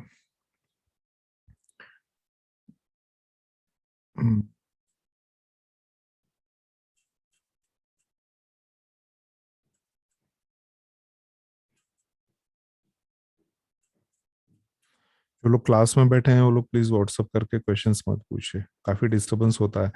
ऑलरेडी मेरा यहाँ पे एक गैजेट बंद पड़ा हुआ है, तो मैं अपना ही चेहरा नहीं देख पाया हूँ सुबह से, तो उसमें भी ये नहीं है। ये XYZ करके जो भी हैं उनको रिक्वेस्ट है, नीचे ऑप्शन होता है, आप पार्टिसिपेंट्स के इसमें जाइए, वहाँ पे आपको दिखेगा, पार्टिसिपेंट्स पे क्लिक करेंगे आपका नाम आपको सबसे ऊपर दिखाई देगा, वहां पे आपको सिर्फ मोर पे क्लिक करना है, रीनेम करके अपना नाम डालना है, या फिर आप माइक ओपन करके मुझे बता सकते हैं अपना नाम, मैं यहाँ पे आपका नाम ऐड कर दूंगा, मैं भी यहाँ से कर सकता हूँ। तो मैं ये मैसेज भेज रहा हूँ आपको कि प्लीज अनम्यूट कीजिए, आप चाहे तो अपना नाम मुझे बता सकते हैं, मैं यहाँ पे डाल दूंगा। ठीक है। ठीक है। तुलसीदास को कोठिया जी, आपके दो इंस्ट्रूमेंट यहाँ पे जुड़े हुए हैं, एक का माइक है अभी स्टार्ट नहीं हो पाया, तो शायद आपको एक पे आवाज नहीं आ रही होगी, दूसरे पे दोनों चालू है। ठीक है, कोई इशू नहीं है। फ्री वाली क्लास में कोई भी आ सकते हैं, आप बैठ सकते हैं, आप लोग सीख सकते हैं, कोई भी उसमें समस्या नहीं है। सिर्फ छोटी सी मेरे लिए ये समस्या हो जाती है कि मुझे नाम जानना ज्यादा ठीक लगता है। तो चलिए,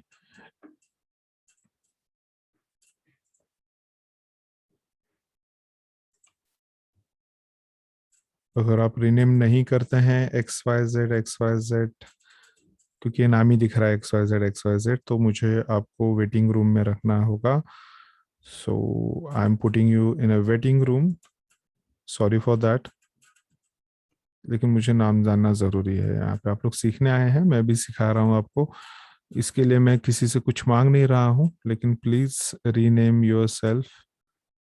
आप रीनेम करेंगे तो ही मैं ले पाऊंगा, अदरवाइज नहीं ले पाऊंगा, तो आप एक भाई साहब अब वेटिंग में चले गए, चलिए ठीक है, thank you so much. Mostly चीज़ें मैं नहीं चेक करता हूँ क्योंकि सिखाने पे ज़्यादा फोकस रहता है, कई बार ये चीज़ें हो जाती हैं। 2 मिनट दीजिए मुझे, हम लोग आगे बढ़ते हैं। देखिए अब यहाँ पे आपके सामने की तरफ एक फीमेल बॉडी है, जहाँ पे हम फीमेल डिजीजेस को देखते हुए, उन चीज़ों को समझते हुए यहाँ पे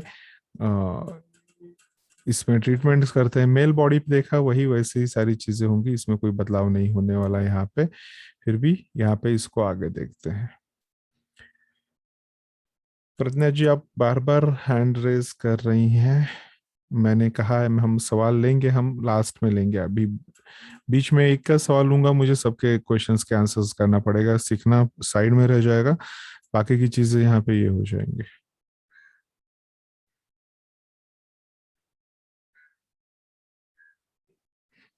जो भी क्वेश्चंस होंगे आपके, उनके सवालों के जवाब दूंगा मैं डेफिनेटली, बिना जवाब दिए नहीं जाएंगे हम यहाँ से।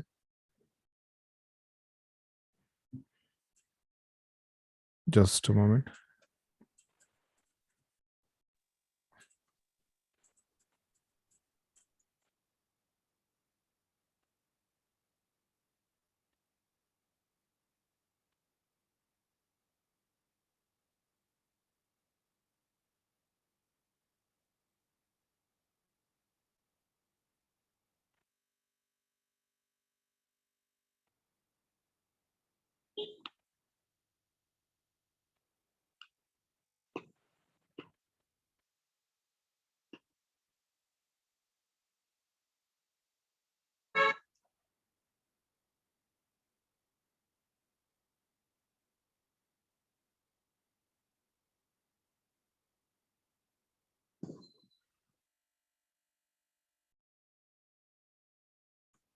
चलिए तो सेम उसी तरीके से जैसे अभी हमने देखा उसके पहले, ठीक उसी तरीके से यहाँ पे देखेंगे। देखिए कि अगर माइग्रेन वगैरह है या सर से रिलेटेड कोई समस्या है, तो उसके उपचार कहाँ पे करेंगे। तकलीफ यहाँ पे है, इस जगह पे है, तो कहाँ पे है, ये ठीक शरीर के सबसे ऊपर वाले हिस्से में, और ऊपर वाले हिस्से के 3 हिस्से करने के बाद मुंह वाला हिस्सा, आंख नाक वाला हिस्सा और कपाल वाला हिस्सा, तो ठीक उसके बीचों बीच है, तो उसकी ट्रीटमेंट कहाँ होगी, यहाँ पे होगी। गले के हिस्से की ट्रीटमेंट कहाँ होगी, यहाँ पे होगी, ये हम इसके पहले देख चुके हैं। शोल्डर्स से रिलेटेड प्रॉब्लम है, शोल्डर में पेन हो रहा है, कौन सा शोल्डर है ये आपका कौन सा हैंड है, राइट हैंड है, बराबर है, ये राइट हैंड है पूरा का पूरा। अगर राइट हैंड में कोई समस्या है या राइट शोल्डर की ट्रीटमेंट हो रही है, तो लेफ्ट हैंड में, राइट हैंड कहाँ आएगा, यहाँ पे आएगा। इन चीजों को ध्यान से देखिए, वो खड़े हाथ पे था, ये अब हम नॉर्मल हैंड के ऊपर देख रहे हैं। तो राइट शोल्डर में पेन है, ट्रीटमेंट कहाँ हो रही है, लेफ्ट हैंड पे। ये कौन सा है, ये जो दिख रहा है ये लेफ्ट हैंड है। ये वाला कौन सा दिखाई दे रहा है, ये आपका जो दिखाई दे रहा है ये लेफ्ट हैंड दिखाई दे रहा है यहाँ पे। तो ये ट्रीटमेंट लेफ्ट हैंड में जब राइट शोल्डर पे करेंगे तो वहां पे होगी, बराबर है। ठीक है, इसी तरह से सेंटर ऑफ द बॉडी के सारे पॉइंट्स देख लेते हैं। जैसे अगर आपको डायफ्राम से थोड़ा नीचे की तरफ पेन हो रहा है या तकलीफ है कोई, डायफ्राम कहाँ आ गई, ये आपकी डायफ्राम है। तो डायफ्राम पे नहीं है, इसके पहले हमने जो देखा था, जो एक मेल बॉडी देखी थी, उसमें हमने देखा था डायफ्राम पे था। अब ये कहाँ पे है, डायफ्राम से थोड़ा नीचे की तरफ है, बीचों बीच। तो ये भी कहाँ पे आएगा, डायफ्राम पे जाएगा क्या, नहीं, ये भी डायफ्राम से नीचे थोड़ा सा नीचे की तरफ आएगा। अब दूसरा वाला कहाँ पे है, ये डायफ्राम से बगल में है, डायफ्राम से नीचे ही है, लेकिन कहाँ पे है, right side of the body है। ये वाला पॉइंट कहाँ पे है, right side of the body में है, बॉडी के राइट साइड में है, डायफ्राम से नीचे की तरफ राइट साइड में है। तो इसकी ट्रीटमेंट कहाँ पे होगी, ठीक उसी तरह से right side of the body में होगी। करना क्या है या होता क्या है, सिंपल सा है, आपको यहाँ पे शरीर के 2 डिवीजन कर लेने हैं। एक बराबर बीचों बीच एक, यहाँ पे मैंने लाइन खींच दी, एक लकीर खींच दी, जिसने शरीर के 2 हिस्से कर दिए यहाँ पे। और इसको यहाँ से हटाते हैं, हाँ, यहाँ पे इसके भी 2 हिस्से कर दे, right side of the body, left side of the body, yellow colour की लाइन है सेंटर ऑफ द बॉडी, बराबर है। अब थोड़ा नीचे की तरफ चलते हैं या थोड़ा सा चेंज करते हैं इसको। अब ये राइट साइड वाले हो गए, अब जो लेफ्ट में है उनको देखेंगे। ठीक है, अब देखिए यहाँ पे एक पॉइंट दिख रहा है, कहाँ पे? एक्सिला में, यहाँ पे, ये वाला, इस लोकेशन पे एक्सिला में, वहां पे आपको एक पॉइंट दिखाई दे रहा है, यहाँ पे पेन है। कहाँ पे है ये? लेफ्ट साइड है, बराबर है। तो लेफ्ट साइड की एक्सिला में कुछ इश्यूज है। तो अब इसकी ट्रीटमेंट कहाँ पे होगी? यहाँ पे कोई एरो नहीं दिखाया हुआ, ये जानबूझ के यहाँ पे रखा हुआ है, यहाँ पे कोई एरो नहीं दिखाया हुआ। तो लेफ्ट साइड के एक्सिला में जब यहाँ पे कोई समस्या होगी, इसकी ट्रीटमेंट कहाँ पे होगी? यहाँ होगी। ये आपका लेफ्ट हैंड है, ये लेफ्ट हैंड का करस्पॉन्डेंस है आपका, ये उसका शोल्डर ज्वाइंट है, और शोल्डर ज्वाइंट में ये वाला एरिया जो है ये है एक्सिला का ज्वाइंट। तो आप एक पर्टिकुलर छोटे से पॉइंट पे जाके आप ट्रीटमेंट कर सकते हो, ये पावर है सुजोक की। शरीर में ही वो समस्या है। अगर मुझे यहाँ पे एक्यूपंक्चर करना होता तो डेफिनेटली पॉसिबल नहीं होता। अगर कोई फीमेल पेशेंट मेरे पास आती है तो मुझे फिर एक फीमेल थेरेपिस्ट वहां पे अवेलेबल करना होगा। अगर कोई मेल पेशेंट आता है तो मुझे एक मेल पेशेंट वहां पे अवेलेबल करना होगा, जब ऐसे एक्सिला वगैरह या ऐसे किसी जगह की समस्या होगी। रिस्ट वगैरह हो, बाकी की चीजें उसका कोई भी कर सकता है। अब रिस्ट पे यहाँ पे है, अब कहाँ पे पेन है रिस्ट में? देखिए ये फ्रंट साइड में है, अंगूठे के नीचे की तरफ, फ्रंट साइड में है, इन साइड में है, इन साइड ऑफ द पोर्शन कहते हैं हम इसको। कहाँ है? अंगूठे के नीचे की तरफ तकलीफ हो रही, तो ट्रीटमेंट कहाँ पे होगी? रिस्ट वाले जॉइंट पे, लेकिन अंगूठे के नीचे की तरफ। तो मैं पूरी मेथी पट्टी लगाऊंगा क्या यहाँ पे? वो भी लगा सकते हैं आप, वो ज्यादा बेहतर होगा। लेकिन अगर मेरे पास एक या दो ही मेथी है और मुझको स्पेसिफिक ट्रीटमेंट करनी है उस पर्टिकुलर लोकेशन पे जाते हुए, तो उसका तरीका ये है, बराबर है। ठीक इसी तरह से अब और नीचे की तरफ आते हैं, जेनेटिकल ऑर्गन्स के पास आते हैं।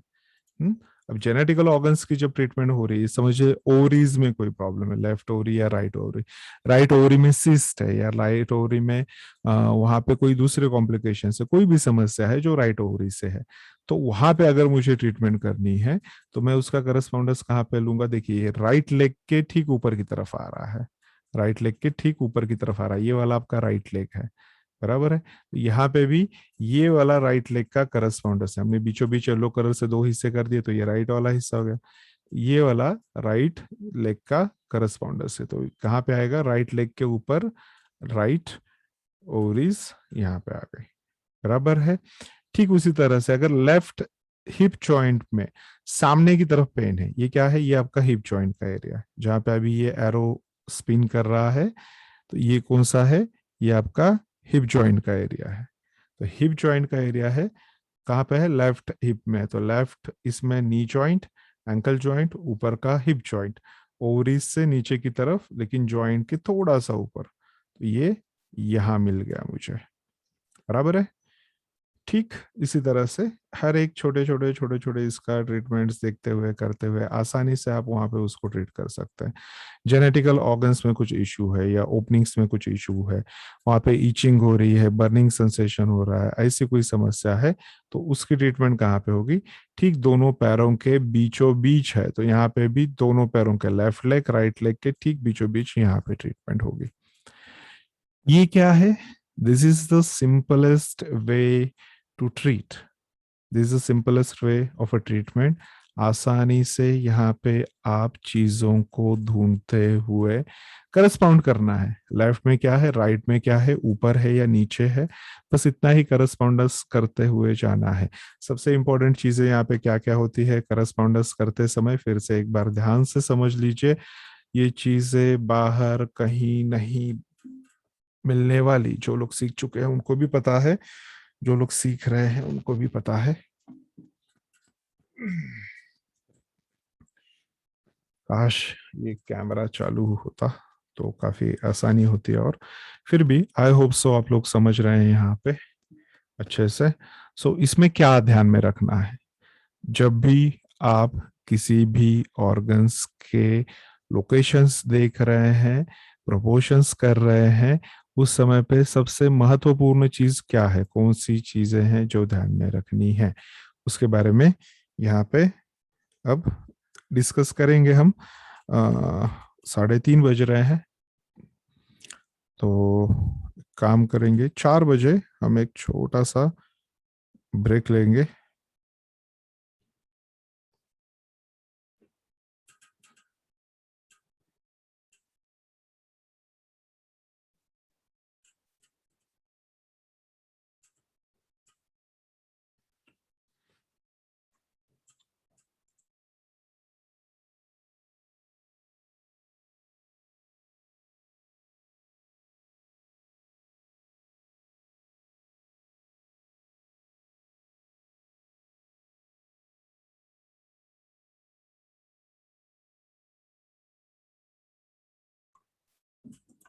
नहीं, मैं बार बार कोशिश करने के बाद भी ये कैमरा यहाँ नहीं चालू हो पा रहा है। Sorry, excuse me. God bless. Sir कोई बात नहीं, बहुत अच्छे से समझ रहा है। ठीक है, थैंक यू सो मच। ये क्योंकि 2 दिन से हम लोग यही करने में लगे हुए हैं। हमने नया कैमरा भी मंगवा लिया, सब कर लिया, सब उसको कनेक्ट कर दिया, लेकिन फिर भी नहीं। ठीक है, चलिए। तो यहाँ पे सबसे इम्पोर्टेंटली कौन सी चीजें याद रखना है जब आप सूजोग में या फाउंडेशन क्लास में, सबसे इम्पोर्टेंटली यहाँ पे आप क्या देखते हैं, क्या सीखते हैं? प्रोपोर्शंस करना, डिविजन्स करना, चीजों तक पहुंचना, बॉडी के एक छोटे से छोटे लोकेशंस तक, ऑर्गन तक पहुंचना है तो किस तरह करेंगे, उसको यहाँ पे हम देख रहे हैं, समझ रहे हैं। ठीक है, देखिए। तो इसमें क्या करते हैं, सबसे पहले वर्टिकली एक हिस्सा होता है जो पूरे शरीर को लेफ्ट एंड राइट में डिवाइड कर देता है। ठीक है, ऑलरेडी डिवाइडेड है। हम लोग सिर्फ पढ़ाई के लिए इसको फिर से एक बार डिवाइडेड करें, नहीं तो नॉर्मली सबको पता है। मेरी लेफ्ट आंख में प्रॉब्लम है, मेरा राइट का दांत दुख रहा है, मेरा राइट का हिप में पेन है, मेरे लेफ्ट के नी में पेन है। सो हम ऑलरेडी लेफ्ट एंड राइट उसका करके रखते हैं। यहाँ पे डिवीजन करते समय पे भी वही चीज आपको करनी होती है, लेफ्ट एंड राइट करना होता है। बराबर है, 2 हिस्से यहाँ पे इसके हो गए। फिर उसके बाद में हम क्या करते हैं, हम करते हैं डायफ्राम। सबसे इंपॉर्टेंट है ये, आपको पता होना चाहिए डायफ्राम शरीर में कहाँ पे है।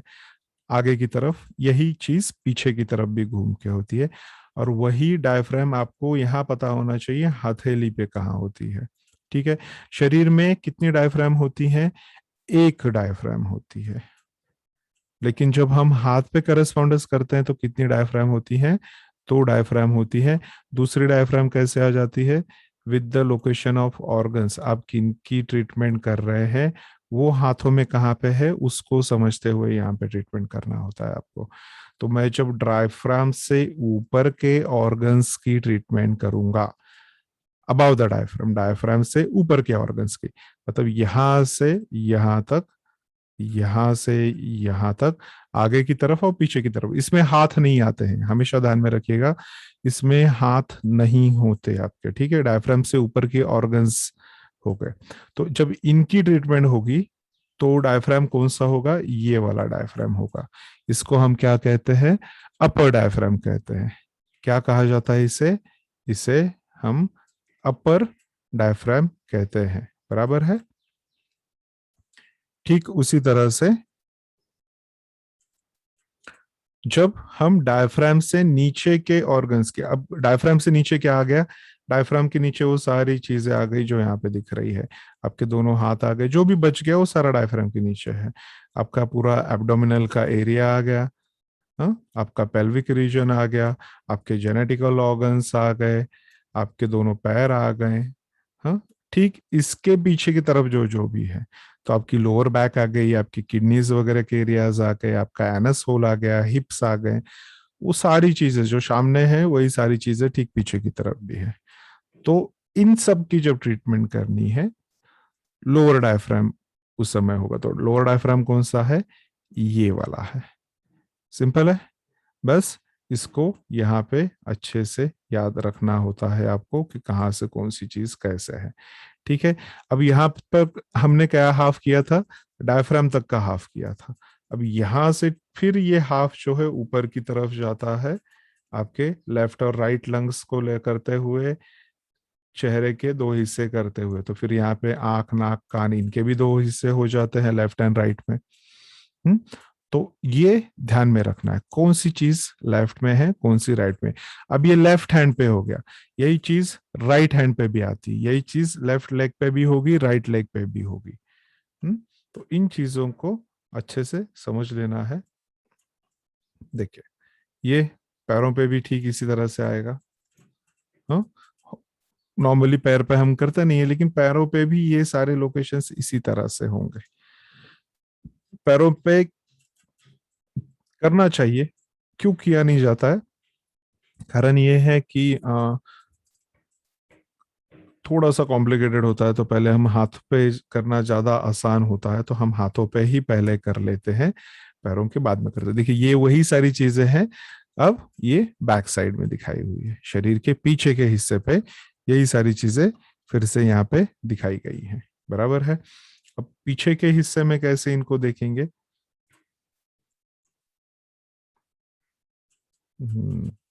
सर्वाइकल नहीं है यहाँ पे, सर्वाइकल है, ठीक। देखिए पीछे के हिस्से में कैसे देखते हैं, सेम उसी तरह से जैसे आगे की तरफ देखा था हमने, उसी तरह पीछे की तरफ देखते हैं, ठीक है। टॉप ऑफ द हेड है, सर पे पीछे की तरफ कोई प्रॉब्लम है तो ये यहाँ पे ट्रीटमेंट होगी। सॉरी, ये एरो गलत आ गया यहाँ पे। सर के पीछे की तरफ कोई प्रॉब्लम है टॉप ऑफ द हेड पे, तो उसकी treatment top of the head पे यहाँ पे होगी।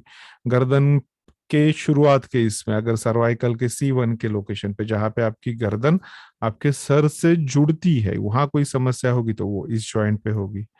जहां पे आपके पीठ आपके गर्दन से जुड़ती है, यहाँ कोई समस्या होगी तो ट्रीटमेंट यहाँ पे होगी, ठीक है। अगर आपके लेफ्ट साइड के शोल्डर में कोई प्रॉब्लम है, ट्रीटमेंट यहाँ पे होगी, पीछे की तरफ है। अब जब भी मैं यहाँ पे एरियाज दिखा रहा हूं, आपने खुद ने समझ लेना है कि ये प्रॉब्लम कहाँ पे है, शरीर के पीछे वाले हिस्से में है। तो ये कहाँ पे है, शोल्डर का बैक साइड है ये। शोल्डर के बैक साइड में पेन है तो यहाँ पे ट्रीटमेंट होगी। एल्बो के बैक साइड में पेन है, यहाँ पे ट्रीटमेंट होगी। जब भी कोई भी पेशेंट आता है या आप खुद को ट्रीटमेंट कर रहे हो, ये 3 चीजें आपको पूछना जरूरी है। लेफ्ट में है, राइट में है, आगे है, पीछे है, डायफ्राम से ऊपर है, डायफ्राम से नीचे है। तो ये 3 चीजें अगर आपने समझ ली तो आप आसानी से वहां तक पहुंच सकते हैं। लोग आएंगे बोलेंगे हिप जॉइंट में पेन है, तो सबसे पहले पूछिए कौन सा, लेफ्ट वाला या राइट वाला, तो लेफ्ट या राइट में से एक बताएगा। फिर उनको पूछे हिप जॉइंट में आगे की तरफ तकलीफ है या पीछे की तरफ तकलीफ है, फिर उस हिसाब से होता है। तो अगर आगे की पीछे की तरफ बाहर की तरफ तकलीफ है, ट्रीटमेंट कहाँ पे होगी उसकी, यहाँ होगी, बराबर है। यही हिप जॉइंट में अगर अंदर की तरफ तकलीफ होती, ट्रीटमेंट यहाँ होती। और वही जब वहां पे एनस होल में, गुदा द्वार के पास, आपके मल द्वार के पास तकलीफ है, तो ट्रीटमेंट कहाँ होगी, मल द्वार की जगह पे होगी। थोड़े थोड़े में चेंजेस हो जाता है, यहाँ से उठ के यहाँ, यहाँ से उठ के यहाँ, उतने में सारी चीजें हट जाती है। अब हिप जॉइंट पे नहीं है लेकिन हिप में पेन है, हिप जॉइंट पे नहीं है लेकिन हिप में पेन है, तो ट्रीटमेंट कहाँ पे होगी, यहाँ पे होगी। तो इसको कब समझेंगे, जब आप हाथों पे इन चीजों को अपने हाथ पे ही रोज कीजिए, रोज इसका करस्पॉन्डिंग देखिए, रोज इसकी तुलना कीजिए अपने साथ, अपने हाथों पैरों के साथ। देखिए तभी भी हमने रिस्ट जॉइंट पे देखा था ट्रीटमेंट, लेकिन अंगूठे के नीचे की तरफ देखा था सामने। अब यहाँ पे स्मॉल फिंगर की तरफ, आपकी कानी उंगली के नीचे की तरफ, हाथ के पीछे की तरफ यहाँ पे पेन है, तो उसका करस्पॉन्डेंस कहाँ मिल रहा है, यहाँ पे मिल रहा है, बराबर है। 1 2 3 4 1 2 3 4 इस तरह से ये होता है। तो 2 लेफ्ट साइड में आ गए, 2 राइट साइड में चले गए। फिर उनके जॉइंट्स देखने, तो कौन से वाले जॉइंट पे है, शोल्डर जॉइंट में है क्या, नहीं है। एल्बो जॉइंट में है क्या, नहीं है। रिस्ट जॉइंट पे है क्या, हाँ रिस्ट जॉइंट पे है। तो कहाँ पे है, आगे की तरफ है, पीछे की तरफ है, पीछे की तरफ है। कहाँ पे है, स्मॉल फिंगर के नीचे है, मिडिल फिंगर के नीचे, 5 प्रोपोर्शन से यहाँ हो जाएंगे। यहाँ पे भी देख लो, अगर बीचों बीच है तो बीचों बीच आ जाएगा, साइड में है तो साइड में आ जाएगा, बाहर की तरफ है तो बाहर की तरफ आ जाएगा। हम्म बहुत सिंपल सी चीजें होती हैं, बहुत सिंपल है ये साइंस, इसको लोकेट करना छोटे बच्चे भी आसानी से कर ले, ऐसा है ये, ठीक है। चलिए, आई होप सो आप सब लोग यहाँ तक समझ गए होंगे। अब किसी को ऐसा लग रहा है कि ये चीज यहाँ रिपीट करने की जरूरत है क्या, फिर से, क्योंकि मुझे नहीं लगता अब इतना डिटेल बताने के बाद, क्योंकि 1 2 3 4 चौथी फिगर देख रहे हैं हम एज ए एग्जाम्पल, और इतना भी मतलब मेरा आईक्यू सबसे कम है, मेरे से कम आपका आईक्यू नहीं होना चाहिए। Sir, very well understood. Thank you. Thank you Anita ji. So now the next part. अब यहाँ पे आते हैं कि एक पर्टिकुलर लोकेशन तक आप कैसे कैसे पहुंचते हो। तो फिर से उसके लिए ये 2 डायग्राम्स है, इसको हम एंड ऑफ द डे में समझेंगे, जब हम प्रैक्टिकल करेंगे उस समय पे भी इसको अच्छे से समझेंगे, ठीक है। अभी मैं बता दे रहा हूँ, होप सो उतने में भी आ जाएगा, आप समझ सकेंगे उसको। तो एक पर्टिकुलर लोकेशन पे पेन होता है जो, तो उस पर्टिकुलर लोकेशन तक पहुंचे कैसे? जैसे यहाँ पे जो पिंक कलर का डॉट दिख रहा है, यहाँ पे आपको पेन है, यहाँ पे आपको तकलीफ है, यहाँ पे दिया हुआ है area of illness. Area of illness कहा है कि इस लोकेशन पे मुझे प्रॉब्लम है, इस लोकेशन पे मुझे तकलीफ है। तो इस पर्टिकुलर लोकेशन तक पहुंचना है तो कैसे पहुंचा जाएगा? सेम वही चीज करनी है जो पूरे बॉडी के साथ अभी हमने यहाँ पे की।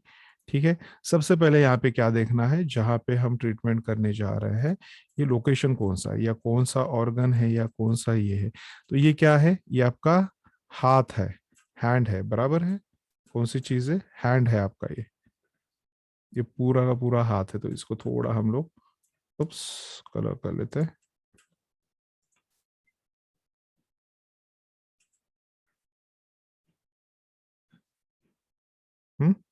ये पूरा हाथ है आपका। इसलिए कर रहा हूँ क्योंकि ब्लैक एंड व्हाइट की इसमें समझ में नहीं आता है कि ये कौन सा है, क्या है, कहाँ से स्टार्ट हो रहा है। और थोड़ा अभी से अंडरस्टैंडिंग बेटर रहेगी तो आगे ये सारी चीजें और आसानी से समझ पाएंगे। और मेरा बस यही एक कोशिश होती है कि आप एक बार अगर यहाँ से सीख लिया और फिर कहीं जाके आपको सीखने की जरूरत नहीं पड़े।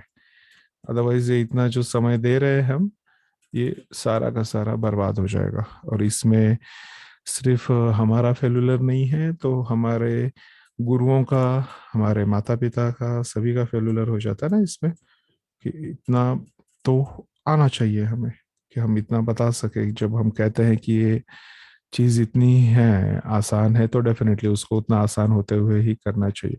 अब ये क्या हो गया, ये पूरा हाथ है आपका। कौन सा हैंड है ये? This is your left hand. ये अंगूठा ऊपर की तरफ उठा हुआ दिख रहा है ना, तो ये बता रहा है ये लेफ्ट हैंड है आपका। बराबर है। अगर ये राइट की तरफ होता हाथ, लेफ्ट की तरफ हाथ झुका हुआ होता और अंगूठा इस तरफ उठा हुआ होता, तो वो होता राइट हैंड। तो ये लेफ्ट हैंड है आपका। तो लेफ्ट हैंड की ट्रीटमेंट कहाँ पे होगी? लेफ्ट हैंड में अगर कोई समस्या है तो उसकी ट्रीटमेंट कहाँ पे होगी? तो डेफिनेटली लेफ्ट हाथ के पाम पे या लेफ्ट इंडेक्स फिंगर पे होगी। तो ये क्या है? ये है आपका नीचे जो दिया हुआ है, ये करस्पॉन्डेंस एरिया है। ये है आपका लेफ्ट इंडेक्स फिंगर, बराबर है। ये आपका लेफ्ट इंडेक्स फिंगर है। हम्म। तो देखिए अब इसको यहाँ पे कैसे समझेंगे आसानी से। तो ट्रीटमेंट एरिया कहाँ है या इलनेस कहाँ पे है, वहां तक पहुंचना है हमें। तो सबसे पहले क्या दिया मैंने यहाँ पे? शोल्डर जॉइंट देख लिया, एल्बो जॉइंट देख लिया, रिस्ट जॉइंट देख लिया, फिंगर्स देख ली मैंने। ठीक उसी तरह से अब यहाँ पे भी मुझे करना है। तो इंडेक्स फिंगर पे क्या करूंगा मैं? शोल्डर जॉइंट यहाँ पे है, तो ये शोल्डर जॉइंट हो गया, ये एल्बो जॉइंट हो गया, रिस्ट जॉइंट हो गया, और ये फिंगर टिप्स आ गई। तो यहाँ पे भी 4 लाइंस ले ली मैंने, यहाँ पे भी 4 लाइंस ले ली। अब मुझे जहां ट्रीटमेंट करनी है वो आता है आपके एल्बो और रिस्ट जॉइंट के बीच में, कहीं पे आ रहा है एल्बो एंड रिस्ट जॉइंट के बीच में। तो यहाँ पे भी मैंने एल्बो और रिस्ट जॉइंट को फोकस कर लिया। ठीक है, आप लोग चाहे तो यहाँ पे जूम कर सकते हैं, मैं इससे ज्यादा जूम नहीं कर पाऊंगा यहाँ पे। तो हमने इसको लोकेट कर लिया। अब मैंने क्या किया, अब मैंने इसके किए 4 हिस्से किए जैसे हमने तभी किया था। तो एक हॉरिजॉन्टली कर लिया, एक वर्टिकली कर लिया, बराबर है। तो मैंने फिंगर पे भी वैसे किया, एक हॉरिजॉन्टली किया, एक वर्टिकली, इक्वली 4 हिस्से कर लिए, चारों इक्वल हिस्से आ गए, बराबर है। तो मैंने अभी समझिए इसको नंबर्स दे देता हूँ मैं। एक 1 आ गया, ये 2 आ गया, ये 3 आ गया, ये आ गया आपका 4 नंबर। अब इनके करस्पॉन्डिंग एरियाज कहाँ पे है? यहाँ पे है, तो वो 1 हो गया, 2 हो गया, 3 हो गया, और ये 4 हो गया। 4 करस्पॉन्डिंग एरियाज हो गए। तो पहले जो है 1, 2 और 4, इसमें कहीं नहीं है। कहाँ पे है? 3 नंबर में। तो अब मुझे यहाँ पे 3 नंबर पे फोकस करना है। अब मैं यहाँ पे क्या करूंगा?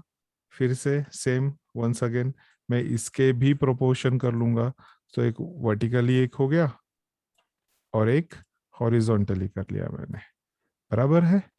तो यहाँ पे भी मैं इसका क्या करूंगा, इंडेक्स फिंगर पे भी मैंने तीसरे का हिस्सा कर लिया, एक वर्टिकली एक हॉरिजॉन्टली। अब फिर यहाँ पे मुझे 4 हिस्से मिले, इन 4 हिस्सों में से यहाँ पे जो चौथा हिस्सा है उस चौथे हिस्से के ठीक बीचों बीच आ रहा है। उस चौथे हिस्से का अगर मैं यहाँ पे इसका हाफ करता हूँ इक्वली बोथ साइड से, तो ठीक बीचों बीच आता है। तो ठीक उसी तरह से मैंने इंडेक्स फिंगर पे भी एक वर्टिकली और एक हॉरिजॉन्टली हाफ कर दिया। ठीक उसके बीचों बीच यहाँ पे मुझको मेरा ट्रीटमेंट का एरिया मिल गया।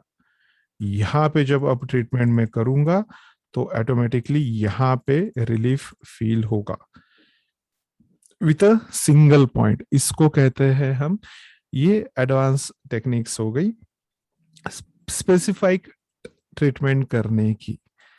ये स्पेसिफिक ट्रीटमेंट हो गई कि उस पर्टिकुलर लोकेशन पे जाके आप चाहे तो आप इसको और ज्यादा स्पेसिफाई कर सकते हैं, लेकिन उसके लिए एक्चुअल हैंड सामने होना जरूरी है। ऑन पेपर विद एक्सेस मतलब मैक्सिमम जूम के साथ मैं अभी यहाँ पे इतना ही बता सकता हूँ, लेकिन ये हो गया, ये पिन पॉइंट तक आप पहुंच गए। अब जब वहां पे, अब चाहे यहाँ पे कुछ भी हुआ हो, अगर यहाँ पे जलन हो गई है तो यहाँ पे एक ब्लू कलर का डॉट लगा लो, यहाँ पे कुछ इन्फेक्शियस हो गया है ब्लैक कलर का डॉट लगा लो, यहाँ पे कुछ बढ़ रहा है या पेनफुल है, ताजा ताजा मार लगा है, तो फिर यहाँ पे ब्लैक कलर लगा लो आप। अगर कोई पुराना दर्द है जो सालों बाद यहाँ पे धीरे धीरे शुरू हो गया है, सहन नहीं हो रहा है, तो उस चीज में आप यहाँ पे रेड कलर लगा लो। बर्निंग सेंसेशन हो रहा है, यहाँ पे ग्रीन कलर लगा लो। ठीक है, तो बहुत आसान है, सिंपल सा है। और जहां पे इतना सब कुछ नहीं याद रहेगा, आपको सिर्फ 2 कलर्स याद रखने हैं, एक रेड रखना है, एक ब्लैक रखना है, एक रेड रखना है, एक ब्लैक रखना है। जहां पे भी नई नई बीमारी हो या इन्फेक्शन हो या ब्लीडिंग जैसी चीजें हो, उसके करस्पॉन्डेंस पे आप ब्लैक कलर यूज करते हैं। ठीक है, सिंपल है। और जहां पे पुरानी बीमारी है, पुराना दर्द है, क्रॉनिक वाला कोई ये है, या जहाँ पे आपको वहां पे एनर्जी बढ़ाने जैसे लग रही है, स्ट्रेंथ कम पड़ रही है, वीकनेस लग रहा है, मसल्स वीक हो रहे हैं, ऐसे जगहों पे, ऐसे लोकेशंस पे आप रेड कलर यूज करेंगे। तो जो एक्यूट है वहां पे ब्लैक यूज कीजिए, ब्लू ब्लैक जैसा बेटर होता है, यूनिवर्सली है, कहीं पे भी अवेलेबल हो जाता है। नहीं आपको कलर मिले, घर में काजल की डिबिया होती है जो बच्चों के तलवों पे आप लगाते हैं काजल, वो भी सेम वही है, एक्यूप्रेशर की ही ट्रीटमेंट है। और अगर रेड कलर नहीं अवेलेबल है तो कुमकुम हर किसी के घर में होता ही है। हम्म, कुमकुम होता है, सिंदूर होता है, तो उनको भी यूज कर सकते हो आप यहाँ पे, नेचुरल कलर्स। ठीक है, सो ये हो गया स्पेसिफिक, यहाँ पे हम पहुंचे। अब यहाँ से आगे बढ़ते हैं, मैं ये क्लियर कर देता हूं, इसको छोटा करो, हो गया। ये वही सारी चीजें हैं, नंबर्स वाइज 1 2 1 2 करके दिखाया हुआ है आपको, जो हमने यहाँ पे ड्राइंग में देख लिया वही यहाँ पे नंबर्स में दिया हुआ है, तो इसका कोई इंपॉर्टेंस नहीं है। हाँ, अब आते हैं डायफ्राम के नीचे के ऑर्गन्स की तरफ। इसके लिए भी हमने परसों हमने देखा था कि किस तरह से डिविजन्स होते हैं। देखिए अब यहाँ पे सब जगहों पे हाथों के पोजीशंस आपको वही दिखेंगे जो स्टार्टिंग में हमने प्रिंसिपल्स के समय देखा था, फिंगर्स ऑलवेज डाउन, कब, जब डायफ्राम से नीचे की ट्रीटमेंट कर रहे हैं। और इसके पहले वाले में देखा था हमने, उसमें सब में यहाँ पे आपको हाथ ऊपर की तरफ दिखेगा, फिंगर्स ऊपर की तरफ दिखेंगे। क्यों? क्योंकि डायफ्राम से ऊपर के ऑर्गन्स की ट्रीटमेंट हो रही है, बराबर है। तो इस फर्क को अच्छे से समझ लेना है। ठीक है, चलिए अब ऑर्गन्स की बात हो रही है तो ऑर्गन्स को देखते हैं यहाँ पे कैसे लोकेट किया हुआ है, और फिर इसको हाथ पे भी हम लोकेट करके देखेंगे। समय क्या हुआ है? समय हो रहा है 4 बज रहे हैं, 2 घंटे का समय है अभी भी हमारे पास यहाँ पे। तो उसमें तो हम आसानी से सारे आपके जो प्रैक्टिकल्स हैं वो करवा लेंगे यहाँ पे। तो उसमें कोई इशू नहीं है। तब तक के लिए हम देखते हैं एक बार, ये कैमरा अगर चालू हो पाए तो प्रैक्टिकल भी हो जाएंगे आपके यहाँ पे। चलिए, तब तक हम देखते हैं कि हमने ये प्रोपोर्शंस कैसे किए थे।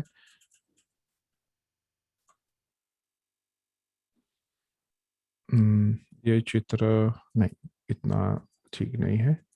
पहले ऑर्गन्स पे देखेंगे। हमने परसों हालांकि हमने ये किया हुआ है, लेकिन फिर से आज हम इसको यहाँ पे ड्रॉ करते हुए करने जा रहे हैं, तो उसके लिए फिर से एक बार इसको देख लेंगे किस तरह से किया था हमने, कैसे ये डिविजन्स हुए थे यहाँ पे। ठीक है, तो इसी को जूम करते हुए देखते हैं।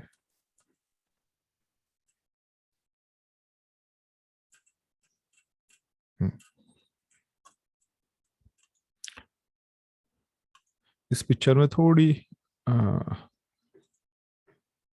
क्लैरिटी शायद आपको लगे कि कम है, लेकिन ये बेस्ट पिक्चर है इन चीज़ों को, डायग्राम्स को समझने के लिए मेरे हिसाब से। तो देख लेते हैं इसको।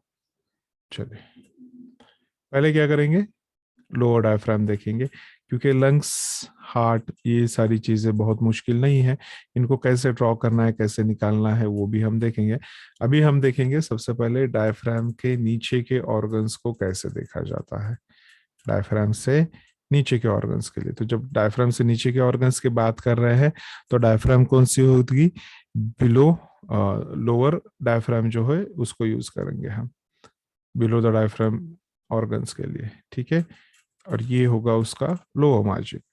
अब यहाँ पे हमने क्या किया था, दो चीजें, डायफ्राम हमने ले लिया, लोअर वाला हिस्सा हमने यहाँ पे ले लिया।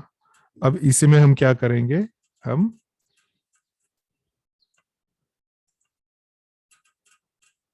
एक वर्टिकली इसके दो हिस्से कर लेंगे। तो शरीर का लेफ्ट साइड, राइट साइड, इस तरह से यहाँ पे दो हिस्से हो गए। अब फिर इसमें क्या करेंगे, फिर इसमें हम इक्वल 3 पार्ट करेंगे हम। ठीक है, तो पहला वाला यहाँ पे आ गया, दूसरा यहाँ आ गया, जो ऑटोमेटिकली यहाँ पे अब 3 लाइंस, 3 इक्वल पार्ट हो गए। तो 2 लाइंस लेनी है जिसमें से ऑटोमेटिकली 3 इक्वल पार्ट हो जाते हैं आपके। ठीक है, अभी इसमें भी उस दिन मैंने बताया था कि सबसे आसान है, ये याद रखिए कि कहाँ पे क्या आता है। ठीक है, तो उसके वजह से काफी आसानी हो जाती है चीजों को समझने में। जैसे कि अभी ये ऊपर का हिस्सा है आपका, यहाँ पे क्या क्या आता है, कौन कौन से ऑर्गन्स आते हैं यहाँ पे। यहाँ पे आपका लीवर आता है, गॉल ब्लैडर आता है, स्टमक आता है, स्प्लीन आता है, पैनक्रियाज आते हैं, और डियोडिनम आता है।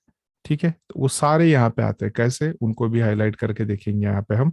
नीचे का जो बचा हुआ हिस्सा है, जो यहाँ और यहाँ पे है, इनमें क्या आता है, तो इसमें सबसे ज्यादा मोस्टली क्या आ जाता है आपका, लार्ज इंटेस्टाइन है, स्मॉल इंटेस्टाइन आ जाता है। अब उनके अलग अलग हिस्से हो जाते हैं, तो सबसे नीचे वाले हिस्से में यहाँ पे आता है, पैरों के ऊपर अपेंडिक्स आ जाता है आपका। ठीक है, बीचों बीच यहाँ पे एनस होल आ जाता है। और लार्ज इंटेस्टाइन कैसे, पूरा बगल बगल से होते हुए बीच में नीचे जाके खत्म हो जाता है। तो उनको भी सबको ड्रॉ करके देख लेंगे हम। स्टार्ट करेंगे हम ऊपर से। लीवर, ये वाला ग्रीनिश जो पार्ट है, ये पूरा क्या है, ये आपका लीवर है, राइट। ट्रायंगल शेप में होता है, समोसे की तरह। सेंटर लाइन से, अब कहते हैं लीवर राइट में होता है, लेकिन थोड़ा सा लेफ्ट की तरफ ज्यादा होता है। ठीक है, यहाँ थोड़ा ज्यादा चला गया, इतना ज्यादा नहीं, थोड़ा सा ज्यादा होता है, हाफ ऑफ द डिस्टेंस तक होता है। ठीक है, उसके बाद में लीवर में ही सम्मिलित यहाँ पे होता है, बराबर बीचों बीच यहाँ होता है, गॉल ब्लैडर होता है। उसके बाद में यहाँ पे स्टमक होता है, जो जे शेप में होता है, अंग्रेजी के जे वर्ड के जैसे होता है, जे शेप में यहाँ पे स्टमक होता है। ठीक है,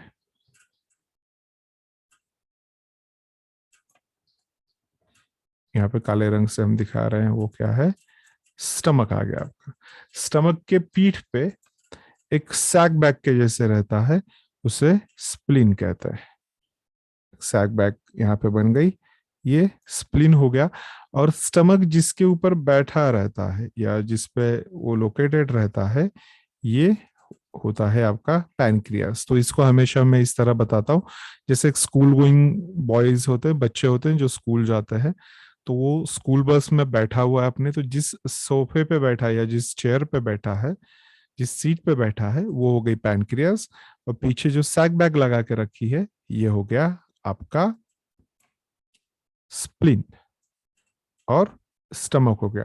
अब इसके पैर जो नीचे की तरफ लटक रहे हैं, इसके पैर जो नीचे की तरफ लटक रहे हैं, ये हो गया आपका डियोडिनम। ये स्मॉल इंटेस्टाइन का पहला हिस्सा होता है, लेकिन इसको हमेशा स्टमक के साथ ही दिखाया जाता है, क्योंकि भले हिस्सा ये स्मॉल इंटेस्टाइन का हो, लेकिन ये स्टमक के कामों को फिनिशिंग करने का काम यहाँ से होता है। जो भी यहाँ से एसिडिक फूड निकलता है, उसको यहाँ पे न्यूट्रलाइज किया जाता है, अल्कलाइन किया जाता है, और फिर बाकी के ऑर्गन्स में आगे भेजा जाता है। तो ये काफी महत्वपूर्ण भूमिका रखता है।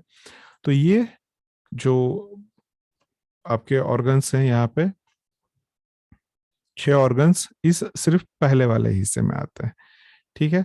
उसके बाद में नीचे की तरफ आता है आपका लार्ज इंटेस्टाइन। तो उसका अपेंडिक्स शुरू होता है यहां से। अपेंडिक्स की शुरुआत यहां से होती है। फिर ये this is appendix is the first part of your large intestine. ये लार्ज इंटेस्टाइन का पहला हिस्सा होता है।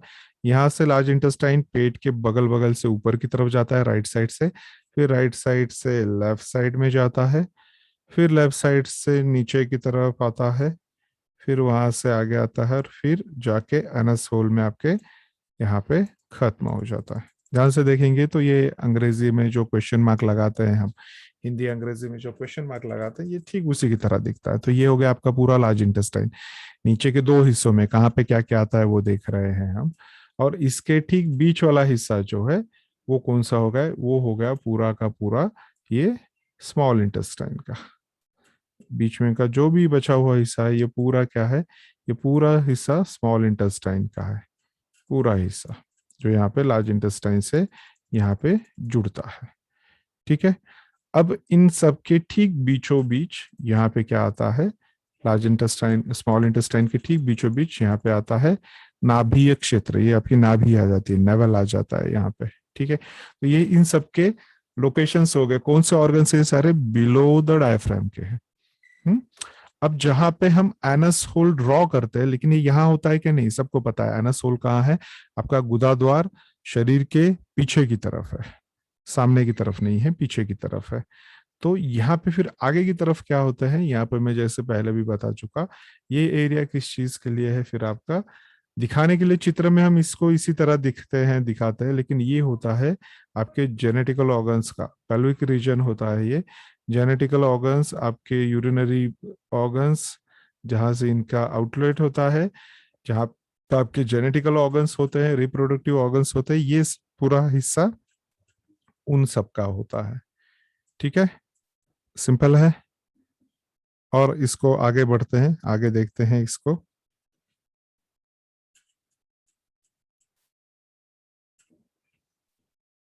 कैसे होगा यहाँ पे, ये हो गया सारा बिलो द डायफ्राम वाला।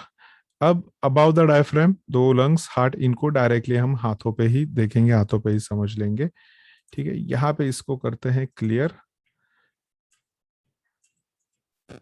और यहाँ पे बज रहे हैं 4 बज रहे हैं, तो एक छोटा सा ब्रेक लेते हैं 10 मिनट का।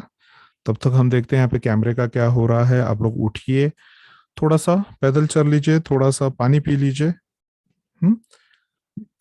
थोड़ा सा ब्लैडर्स को अपने खाली कर लीजिए, थोड़ी ताजी हवा खा लीजिए, ठीक है। This is not your tea break, this is just a break, this is just a break for you. तो टी ब्रेक वगैरह समझ के चाय पीने मत पहुंच जाइएगा। Tea is not good for your health, तो उससे थोड़ा हम दूर ही रहेंगे, ठीक है। तो यहाँ पे हम